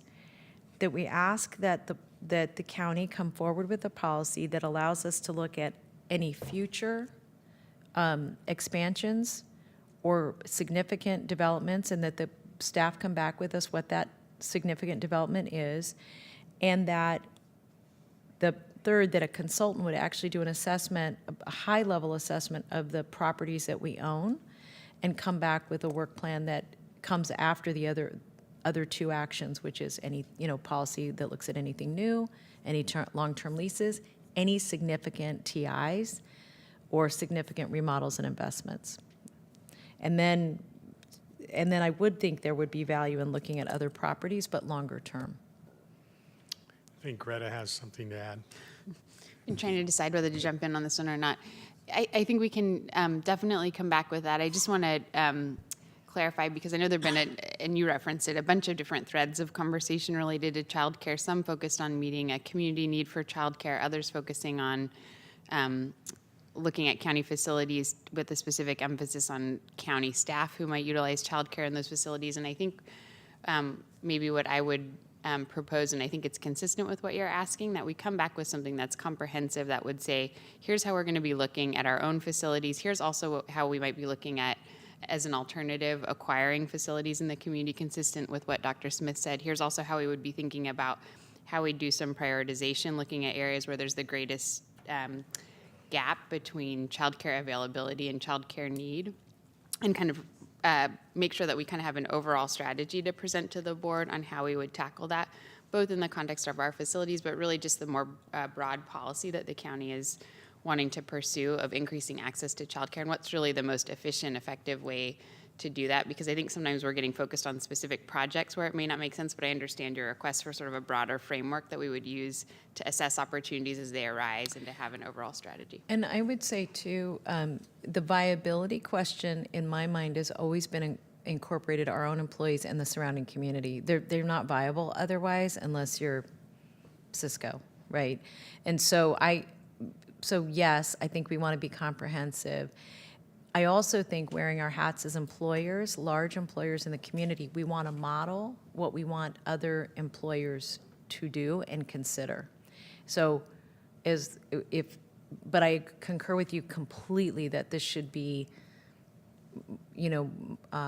part of a well thought out strategy. And again, I just want to make the observation that that does not mean that we would build childcare into every facility, but we have looked at it very little and very late in almost all of the times that we've raised, both Supervisor Ellenberg and I have raised it in almost any of our construction. But I love the approach that you're recommending, and I would like that incorporated in a motion. I want to really lift up the importance of the surrounding community being included, because one of the things that I'm concerned about is that ultimately childcare needs to be universally accessible. It has to be a public good. The end goal can't be to tie it to employee benefits. It's a great patch, and we need the patches now. But I think this is also a really opportune time for employers, especially large ones, to think about whether they actually want to be getting into the childcare business and providing this, or if they want to be contributing to some kind of public-private revenue stream that allows this to be universally accessible, so a child doesn't have to switch providers when the parent changes work, and we don't have to worry about whose employers are mandated to provide childcare and whose aren't. It's ultimately a more equitable approach. So I particularly like that we're modeling not only as an employee benefit, but as a surrounding community asset as well. So just thank you for all of that. Thank you. And President Ellenberg, you just made me think of one other thing, is that it would be wonderful too if we made the information and the research that we do available online so other employers could access it or other communities could. Because I think you're right. It's the same way that it concerns me that we tie insurance to employment instead of universality. Let's get it right and get it in the field and then share the model. Yeah, 100%. Thank you. Thank you. Item I believe, is our last requested item for discussion, and that is the Trauma Recovery Center, and to folks in the chambers and on Zoom. After we hear item I, we're going to go to public comment on this item, and then the board will come back for a vote. I too wanted to, and I should say this for all of these, I want to thank the staffs who prepare all of this good information. The only thing here that I wanted to request as we take final actions with the board is to better understand broad timelines for implementation of the overall program. And otherwise, I think it's great. I think Casey stepped out. Oh, there she is. Why don't you come up to the table? Oh, I thought you wanted an answer about timelines. It just needs to be in writing. We just need to codify the timeline. Yeah. Okay, you can Thank sit you. back down. Sorry, Casey.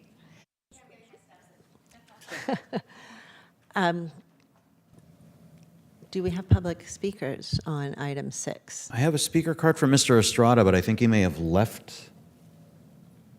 Yeah, it looks like he's Estrada is gone, not and here. we don't have any speakers on Zoom. All right, then let's vote on item 6. Can you remind us who the motion maker and seconder are? I have you as the motion maker and Supervisor Chavez as a seconder on that. Okay, excellent. Let's vote. Supervisor Arenas? Yes. Supervisor Chavez? Yes. Supervisor Simidian? Aye. Vice President Lee? Aye. And President Ellenberg? Yes. Thank you. That passes unanimously. Thank you to all. Item 7 is to recess us until tomorrow, May 9th, 2023, at 1:30 p.m. Thank you to the CreaTV folks and the clerks and the executives up here and all of the departments for all of this work. See you mañana.